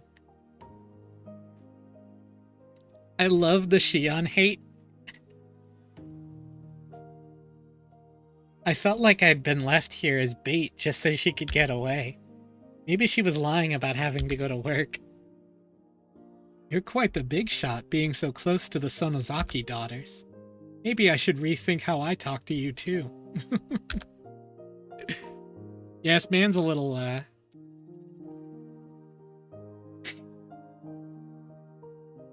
Oishi-san put a coin into the vending machine as he said something a bit appalling. Is iced tea okay with you? Do you want milk in it? Huh? No, I'll put some in then, alright? Here you are. It is And it always will be big boy season. It will never stop being big boy season.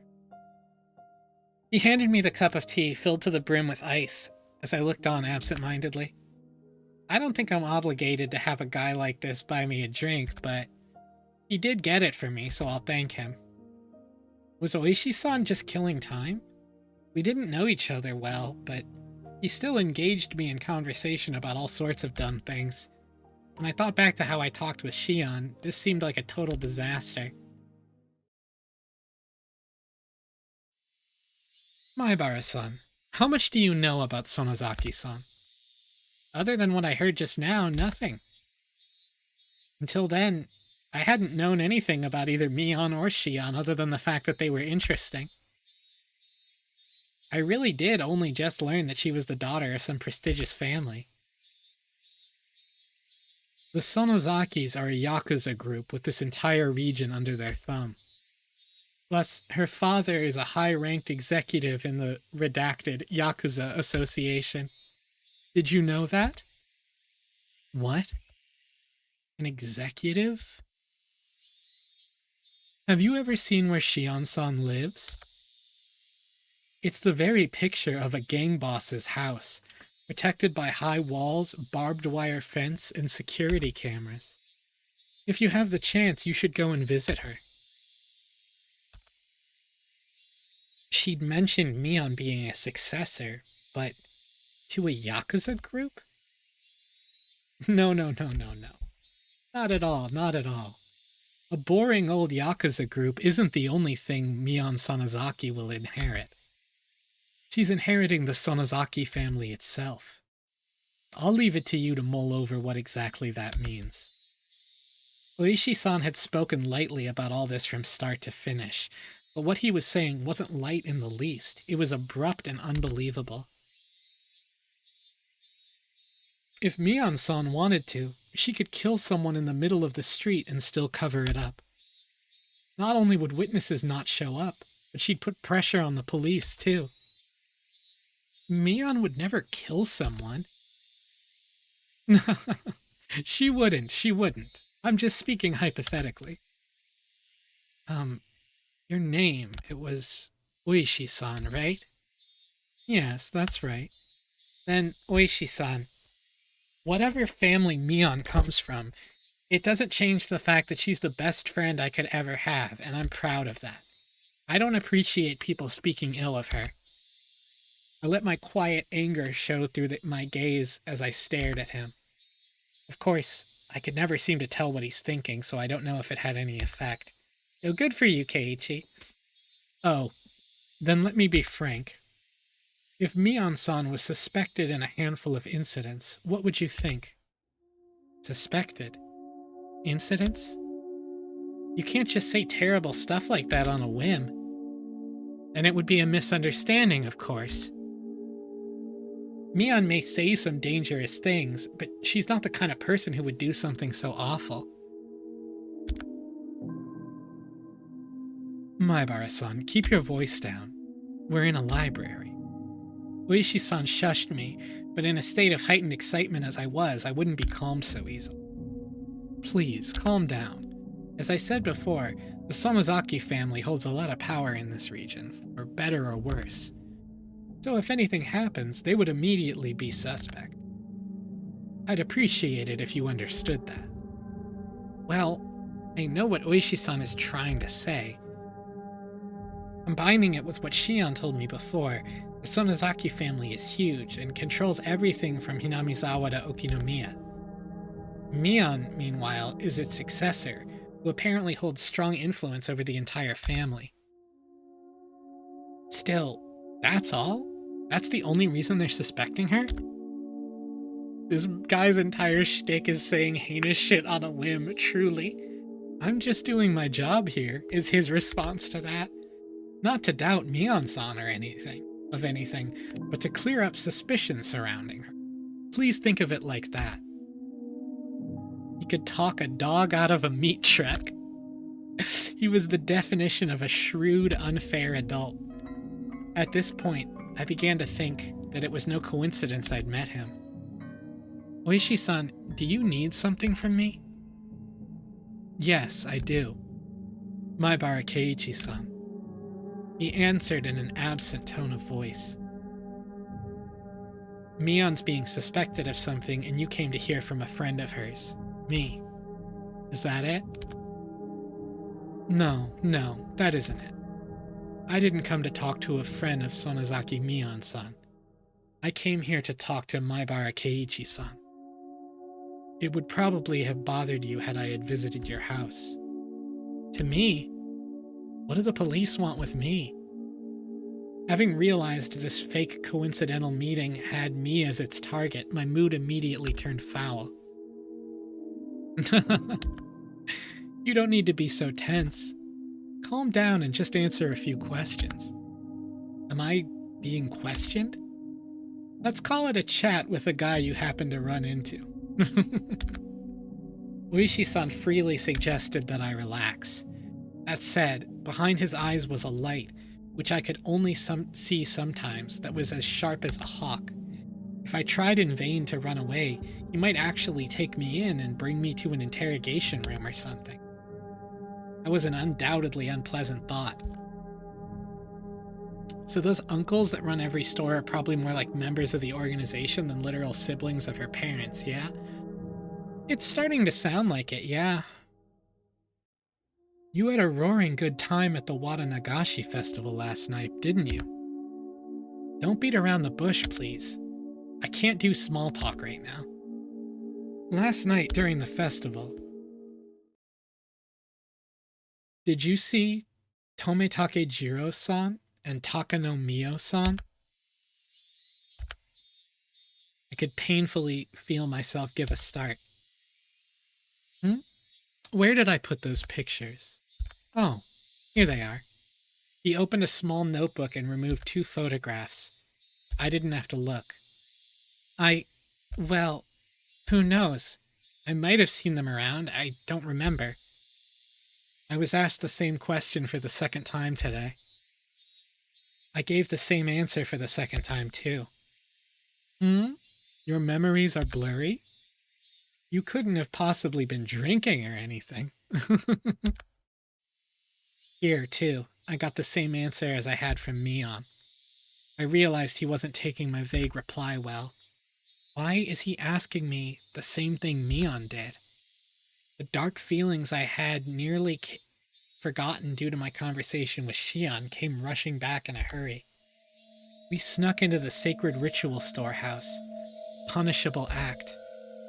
It was on a tiny impulse. While it may not count for much now, I do feel sorry about it. I'll ask you again. Did you see Tometake Jiro-san and Takano Mio-san at the festival last night? His tone was soft, but there was a dreadfulness in his voice, clearly different from the first time he asked. I'm scared. That was exactly how I felt. Even if you repeat the question, my answer won't change. I don't really remember. There wasn't any better answer I could give him. I didn't have the balls to say I didn't see them, nor the courage to admit I had. I see. I just thought that maybe I'd get a different answer if I asked a second time. I'm too scared to look Oishi-san in the eyes. I'll change the question. Come, Maibara-san. Relax. Oishi-san grabbed my shoulders and squeezed them, as if trying to give me a message. Mostly just hurt, though. Oh, that was massage. Still, why would he ask the same things as me on? Kill! If he's asking the same things, then the next question must be... On the same night of the festival, did you see Sonozaki Shion-san? Clatter, clatter, clatter. I wondered what that sound was, and when I looked down, I saw it was the unmelted ice in the cup I was gripping in my hands. My hands were trembling, rocking the ice back and forth. Realizing that, I hastily put the remaining ice in my mouth and crunched down on it. Sorry. I may have seen her, but, well, she looks just like Mion. I might have just mistaken the two. But that can't be. Suddenly, Oishi-san grabbed both my shoulders and hunched down to give me a level stare. This must be what it's like to be a deer in the headlights. I want to look away, but I can't. This is the first time I've experienced such a piercing stare. Mion-san and Shion-san wear completely different clothes. You wouldn't mistake the two so easily, I would think. Maibara-san. His voice was harsh. Harsh, the same as when Mion said it. I could feel my heartbeat quickening. When I realized he could feel it through the hands on my shoulder, I got even more scared. Why?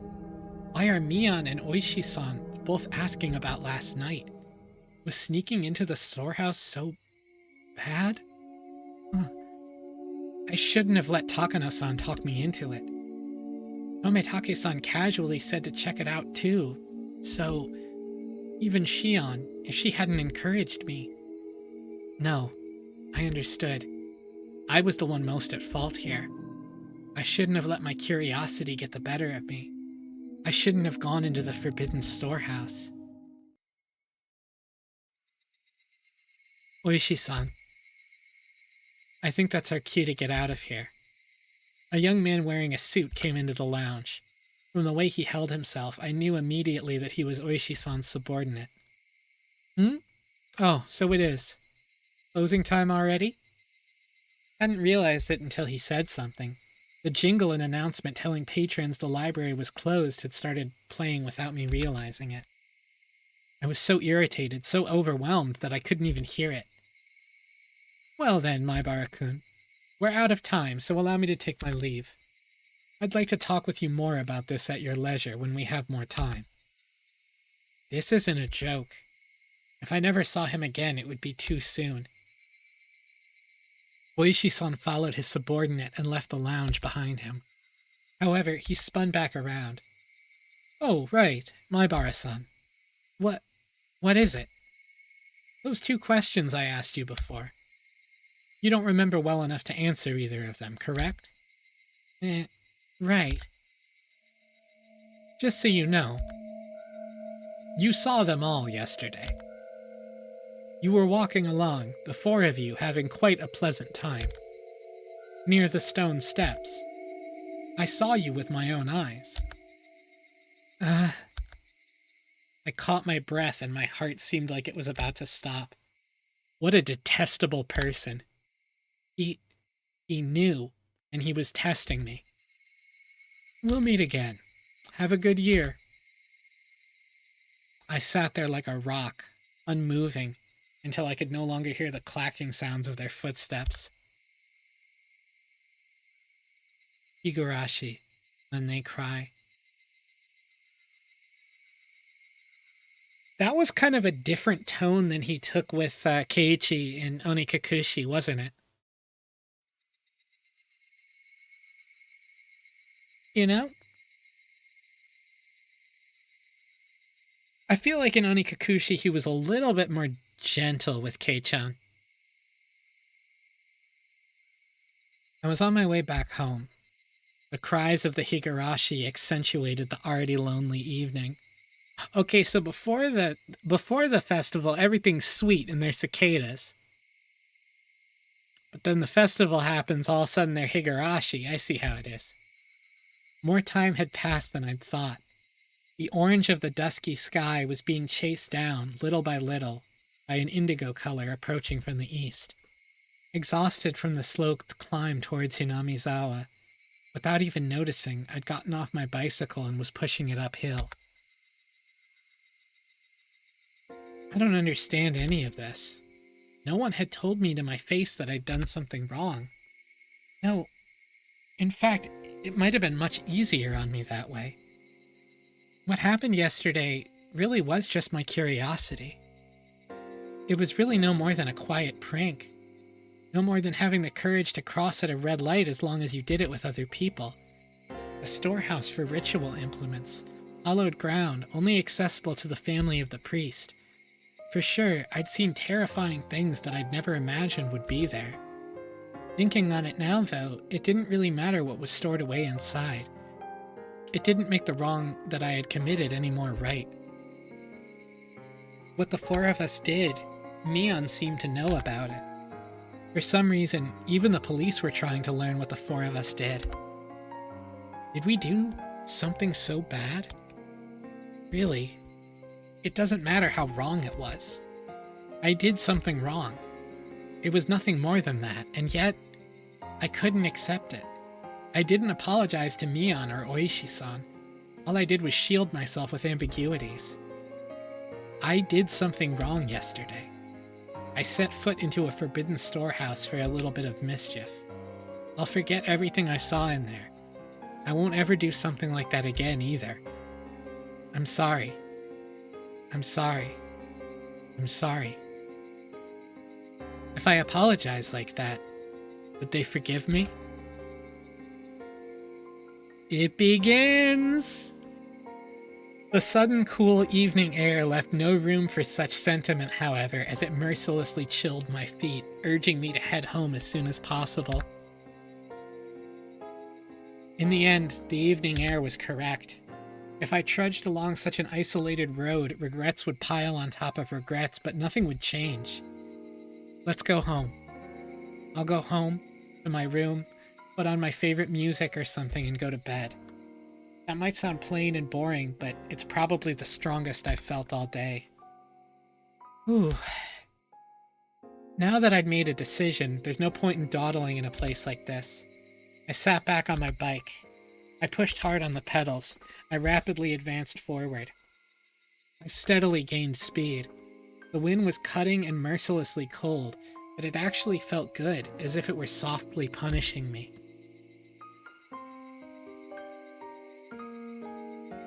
Bro is befuddled. MKG era. I didn't eat much dinner before excusing myself early and returning to my bedroom. My mom called me from downstairs. Eiichi, you have a call. It's from Sonozaki-san. Sonozaki? Was it Mion? No, it was Shion. I just remembered. She'd had something she wanted to tell me today. Oishi-san had interrupted us, so she didn't get the chance. Shion had said that she'd call tonight. Hello?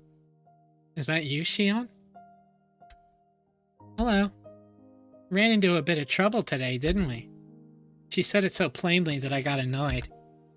She was the one who left me there and ran. Don't say that. I gave you the signal to run away with me, didn't I? Bro, he said that shit out loud on the phone. You just sat there looking dazed, Kei-chan. I wasn't dazed. All of a sudden you left me there, and after that I had to put up with that Oishi guy for ages.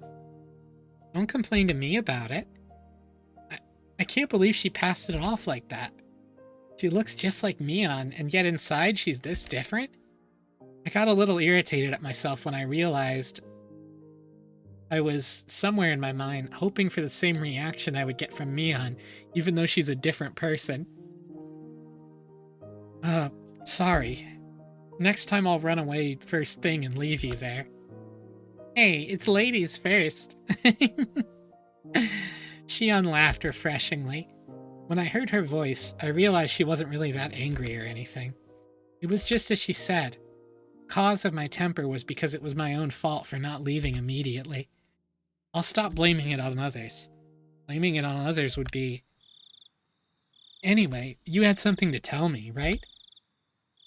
Oh yeah. I mean, if you already know, then it's not something that bears repeating. Do you already know? Shion lowered her voice suddenly, as if she was glancing around. I had no idea what I could already know. Sorry, but I have no clue what you're talking about. At least give me a hint. So that means you don't know. She seemed to take my stupid-sounding question as evidence. However, her voice didn't sound disappointed or exasperated in the slightest. Actually, it's about last night, during the Watanagashi festival. My entire body jolted as I was assailed by a terrible feeling. Is Shion going to ask the same thing? Hello? Kei-chan, are you listening? Yeah, I am. What about last night? The four of us went in there, right? She didn't beat around the bush. Whether or not I wanted to admit it, that was the actual honest truth, and I couldn't act like it hadn't happened. Then, after that, we walked away together, and then went our separate ways near the stone stairs, right? Takano-san and Tometake-san went to the stream, and you stayed there, Kei-chan. I went over to see some relatives. Yeah. Why do you ask? We won't make any progress if we keep asking each other questions, so let me ask this question first, okay? You mean, did I see Tometake-san and Takano-san last night? Huh? Oh, yes. Did you see the two of them after that? I'd be lying if I said I wasn't surprised. This is the third time I've been asked this question today. Why? Why? What the hell was going on? Why? Why are you asking me that? No, Kei-chan. I'm asking the question. Please answer me. Did you, Shion? If you answer first, then I'll answer. My shabby response betrayed how scared and small I felt now, even after everything that had happened today. Shion didn't say anything for a few moments. Just as I was beginning to think I'd really put my foot in my mouth with that response, she finally answered me. Of course, I didn't see them. My relatives were with me, and they can vouch for that. I didn't see them either. People can vouch for me too, like Mion, Rena, and everyone else. Now that we knew our answers matched, she let out a sigh that sounded more relieved than anything else. Thank you for answering me honestly. Okay then, I'll tell you. Apparently, last night, Takano-san and Tometake-san died. Sorry, Shion. What was that you just said? Apparently, last night, Takano-san and Tometake-san died. Takano-san was found burned to death. Tometake-san was... well, it looked like a suicide. I found out this morning. I heard my dad talking to a relative on the phone about it. Late last night, a police car on its way back from the festival security duty had discovered Tometake-san lying in the middle of the road headed towards Okinomiya. He had clawed out his throat and died. It appears to be the same cause of death. By the way, for people joining, each book appears to be a time loop. We don't know that much now, but we're on the second book, and some of this shit happened already. It's happening in a different way this time, but this is exactly what happened to Tometake. Well, maybe not exactly, but he was found in the middle of the road with his having clawed out his own throat. What? He clawed out his own throat? That bright, cheerful Tometake-san committed suicide? That can't possibly be right. I'm adding auditory hallucinations to my presumed symptom list. The police did an autopsy. He did it with his own fingernails. He scratched at his heart's throat so hard that he ruptured his blood vessels and bled out. He died in a pool of his own blood. That's what they said. I've never heard of such an insane suicide. You can't just scratch open your own throat like that. I realized I was yelling too loudly, so I lowered the force I was putting into my voice. I didn't want my parents to hear me, so I switched to the cordless phone and ran up to my own room. Sorry for yelling. So, was Takano-san, was that a suicide too? In her case, it's a little unclear.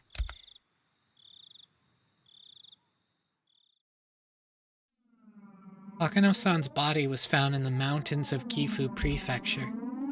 Employees at a rest stop nearby reported to the police late last night that they could see flames in the mountains. The firefighters dispatched there were the first ones to find her. An autopsy concluded that it was the burned corpse of a half-naked female. They initially considered the body beyond recognition, but directly after, there was a request for a dental comparison from the redacted prefecture police station in Okinomiya, and the results concluded that it was Takanomiyo. The cause of death wasn't confirmed, but it was highly likely to have been a homicide, since she was in her undergarments and her clothes were nowhere in the area.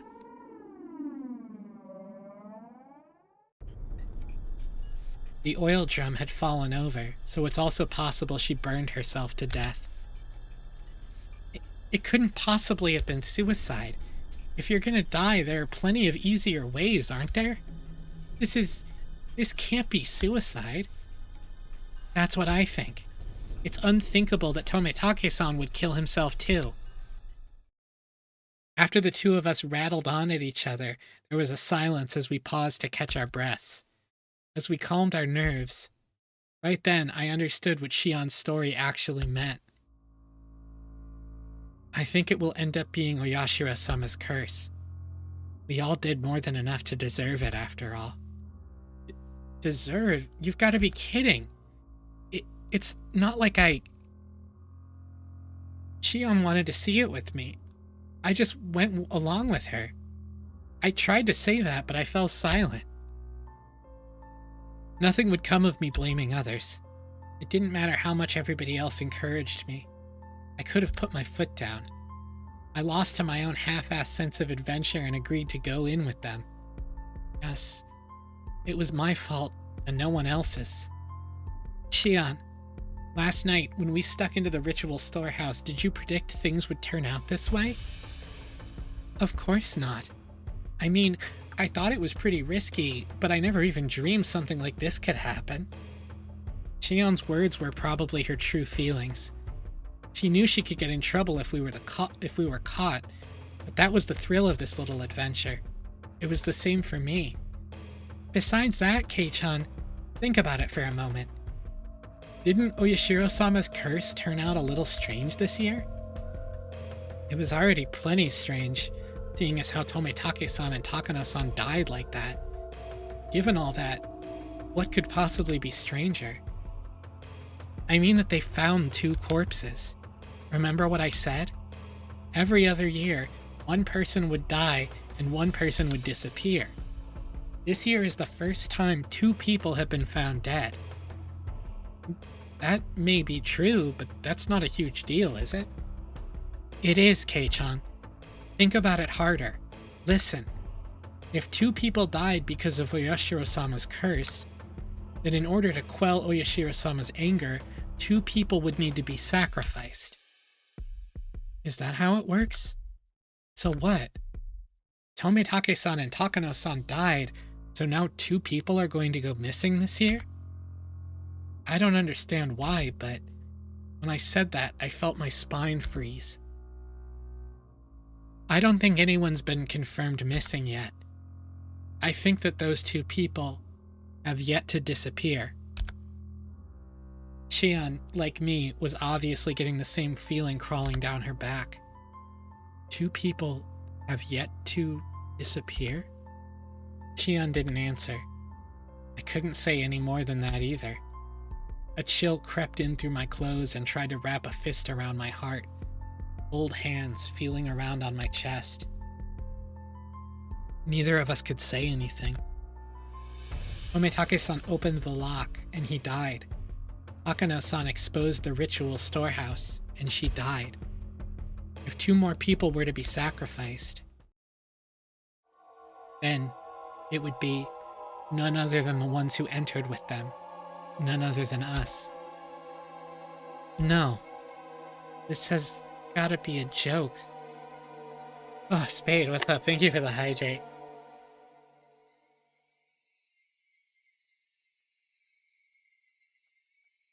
Eiji yelling killing me won't bring back your goddamn honey.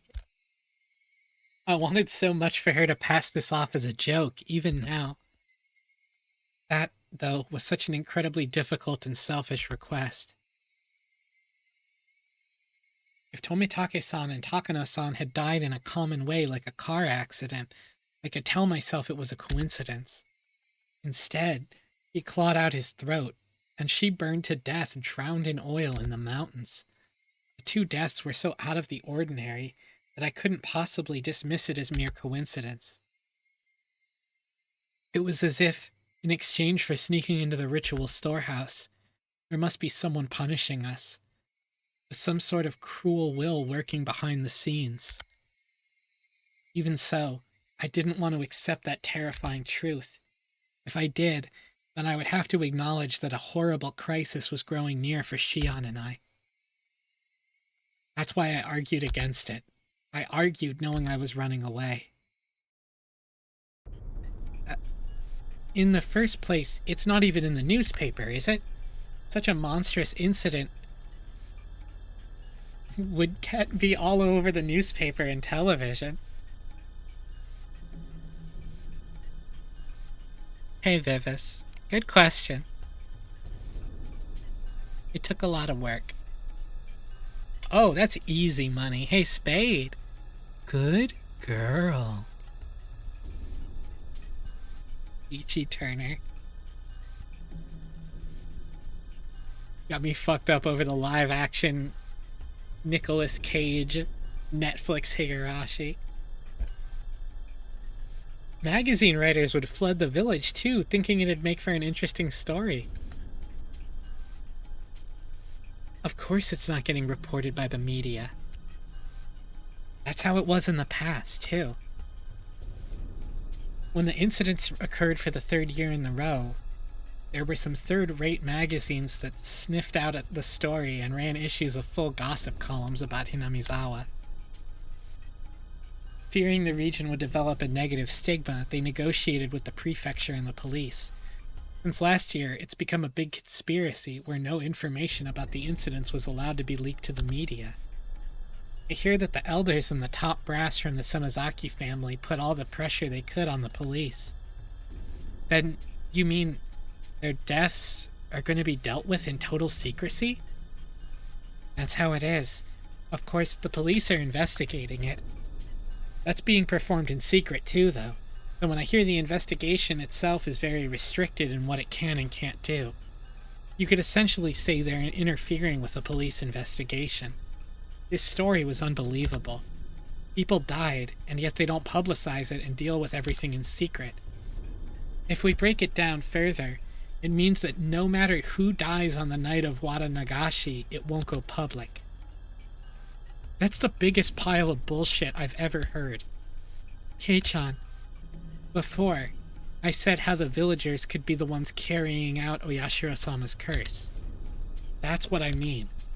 At some point, a tradition was created in Hinamizawa, where every year you're allowed to kill someone on the night of Watanagashi under the guise of it being Oyashiro-sama's curse. When someone dies on the night of Watanagashi, it turns into the curse of Oyashiro-sama. A curse turns into the serial murder incidents. In order to avoid exacerbating the negative stigma surrounding Hinamizawa, those incidents are dealt with in secret. That's insane! Dead and missing people turn up every year. However bad the stigma gets, the police have to draw the line somewhere, don't they? You could say that the incidents happening every year is mysterious, but the police can get the job done when they need to. After all, the incidents always get resolved individually. It doesn't end up being a string of incidents, you know? It just so happens that something unfortunate happens on the night of Watanagashi every year. That's all it turns into. Most of the criminals responsible for the original dismemberment were arrested.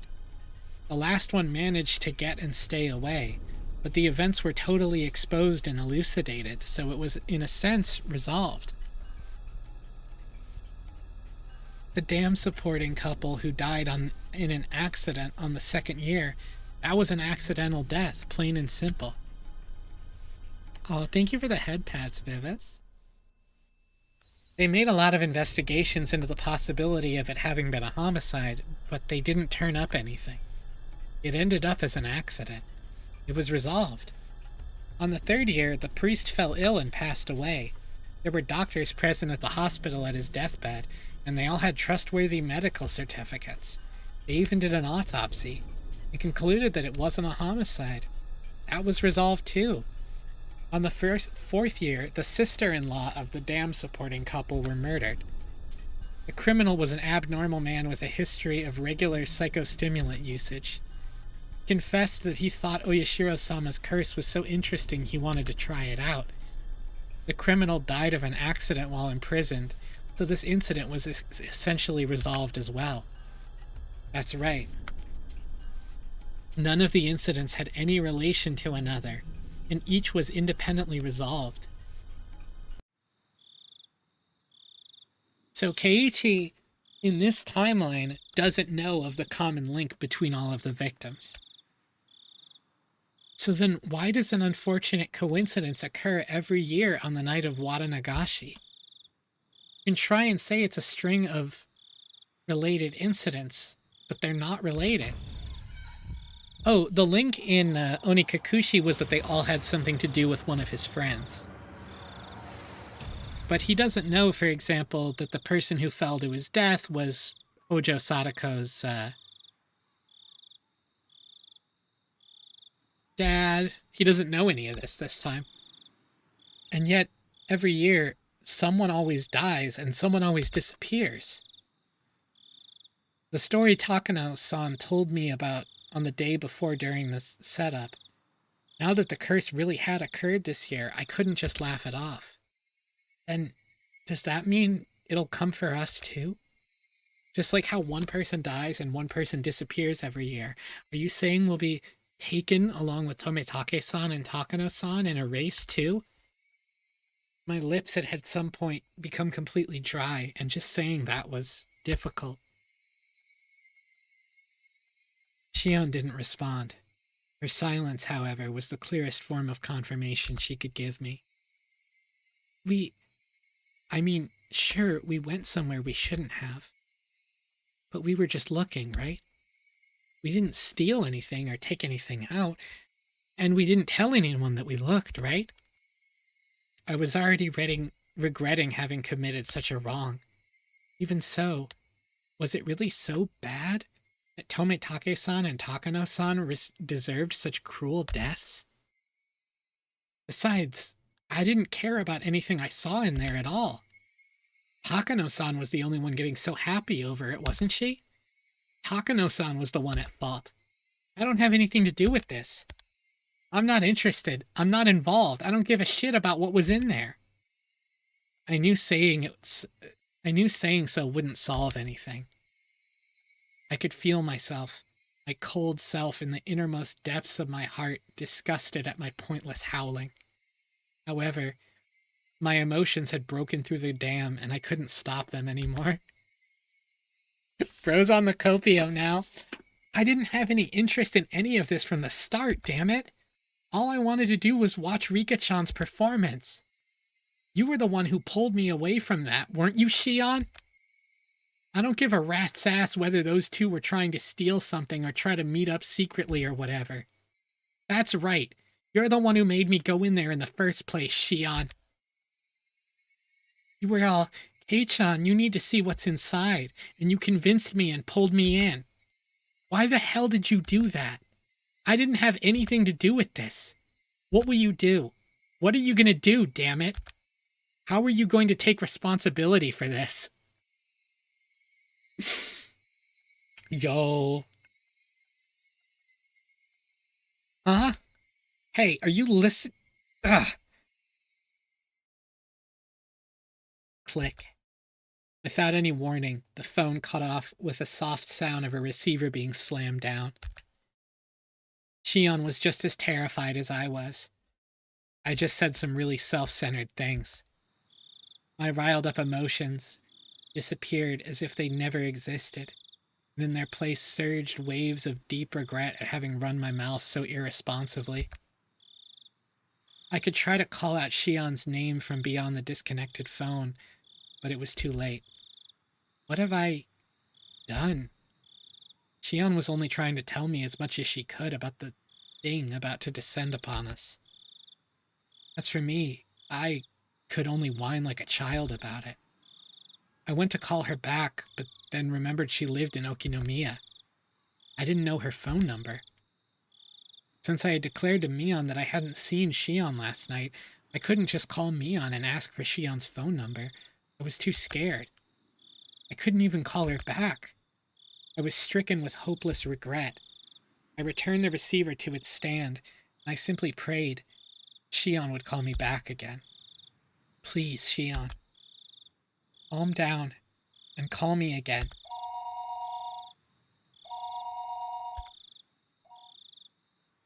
Hello, this is Maibara. I swept up the receiver as though it wouldn't go through if I didn't grab it at that exact moment. Is this the Maibara residence? Excuse me for the late call. I'm Kimiyoshi. Is this the head of the household? It was the voice of a middle-aged man. All my hopes rushed out of me. No, it isn't. If you need Dad, I'll go call him. I went to put the receiver back down, but the man stopped me hurriedly. Oh, no, if he's busy, then it's fine. This may be a strange question, but is my old man paying you a visit? No, nobody's here at the moment. I see. Again, I apologize for calling you so late at night. Goodbye.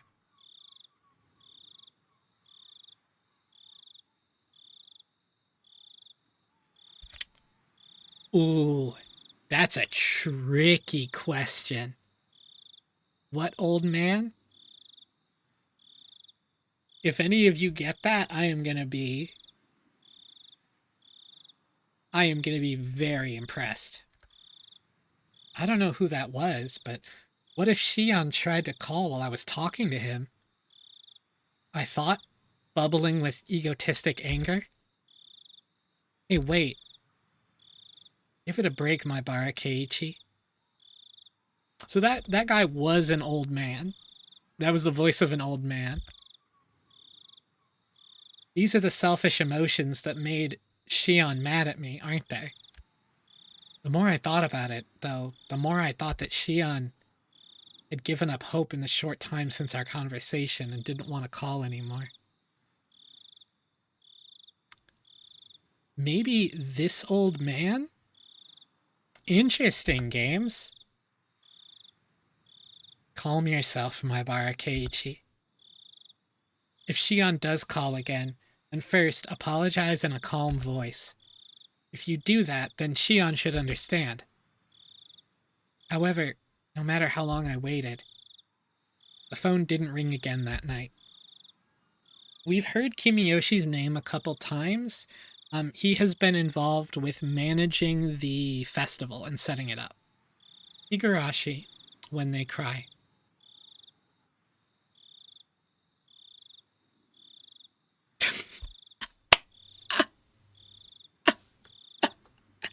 Okay, I am not confirming that he is the manager that was mentioned, but I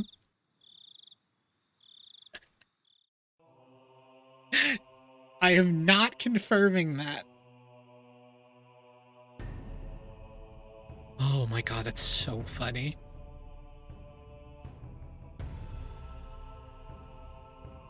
Someone get chat's order wrong? Oh hey, more things from Takanomiya's scrapbook.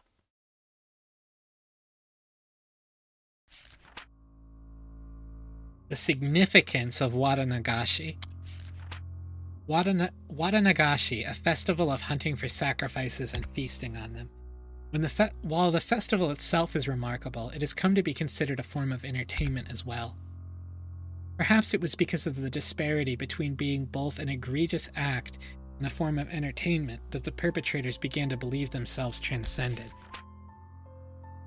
However, I found some very interesting literature that appears to raise questions about that explanation.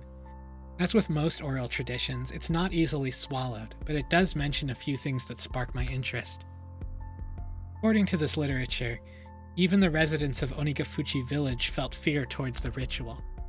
Women and children would grow pale and tremble, and those of weak constitution would vomit. But it was said that the feast, the dissection, was an obligatory viewing. This is an extremely curious tale. Until now, I thought the residents of Onigafuchi village were fascinated by the Watanagashi ritual. They looked down on those vulgar, barbaric humans and cut them open like fish. By eating them, they reaffirmed their own holiness. At least, that's what I thought.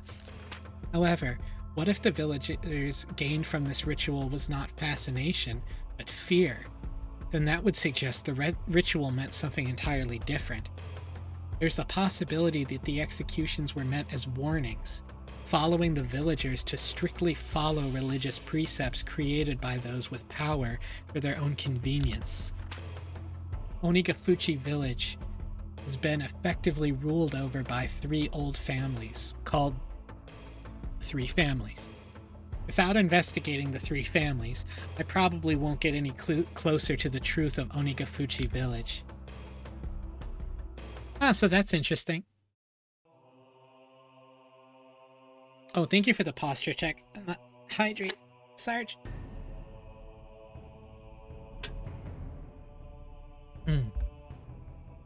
It's been going good. We have reached Maibara Keiichi fears for his life once again. Oh my god, thank you. Finally, an explanation on the 3 families so I can stop talking around who they are. The 3 families refers to the 3 old families who effectively came to rule Onigafuchi village. To break it down, there was the Kimiyoshi family, the Furude family, and the Sonozaki family, and each of them still exists today. Though they don't have as much control as they did in the remote past, they still hold considerable influence today. Kimiyoshi, yeah. The 3 families are considered by legend to be those in whom the blood of the swamp demons runs the thickest. The Kimiyoshi family. The Kimiyoshi family appears to have held great power as the head of the 3 families, but it doesn't have that kind of leadership today. The current mayor of the village, Kimiyoshi Yoshichiru, is from this family. The fact that the members of the Kimiyoshi family are elected as mayor every generation is thought to be a remnant of the old system. Of course, as no rival candidates appear, it doesn't change the fact that the Kimiyoshi family holds the mayoral office even through popular election in the post-war era. The Furude family. The center of this village's faith since ancient times, the Furude clan has guarded the sole shrine dedicated to Oyashiro-sama.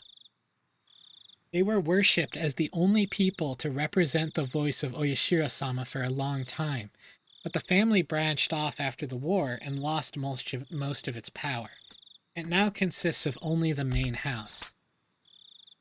The main house, as well, presently consists of only one daughter, Furude Rika, so the lineage may end in this generation. There is apparently an old tradition of honoring females of the Furude family, so the only daughter, Rika, is the subject of much respect among the elderly of the village. If you've heard her called Rika-chama a couple of times, that is why. The Sonozaki family. It is said that this family had a certain police-like role of protecting the religious precepts of the Onigafuchi. Holy shit, they're Uchihas!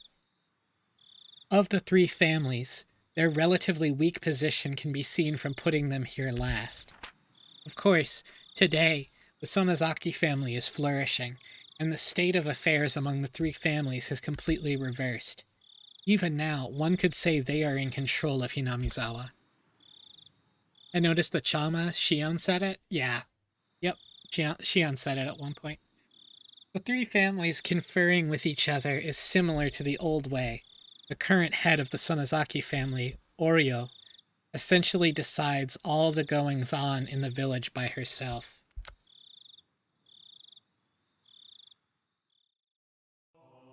Oh, it's just Chan and Sama smushed together. So just Chan being a cutesy honorific and Sama being a deeply respectful honorific. That's what Rika Chama is supposed to mean. Because she's like their 8-year-old pope. Late night phone call.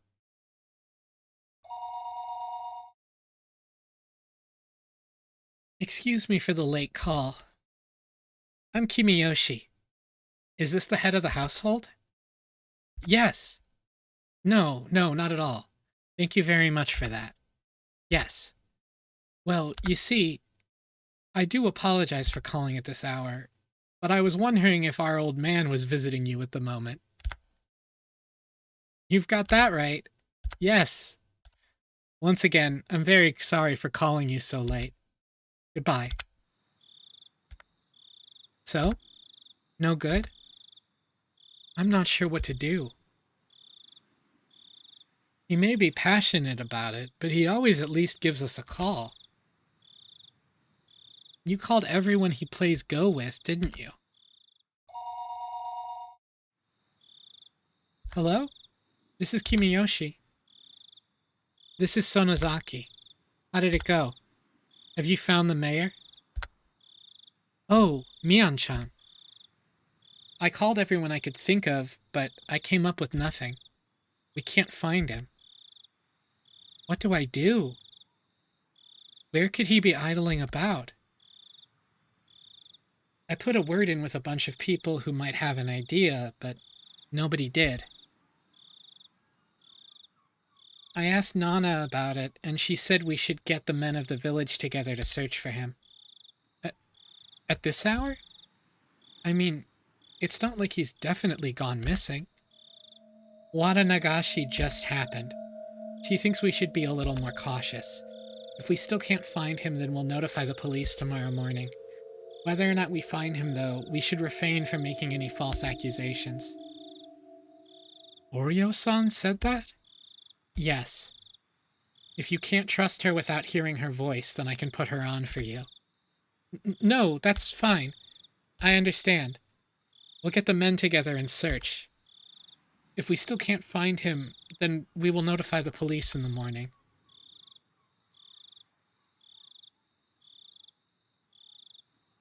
Oreo-san? Oreo-san? It's really hard to say her name properly and not make it sound like Oreo. But she is the actual matriarch. Sonozaki Oreo, actual matriarch of the Sonozaki clan. She'll leave it to you to organize the men. I'll be there as well as Nana's representative. Thank you. I'll get everyone together immediately. Thanks. I'll talk to you later.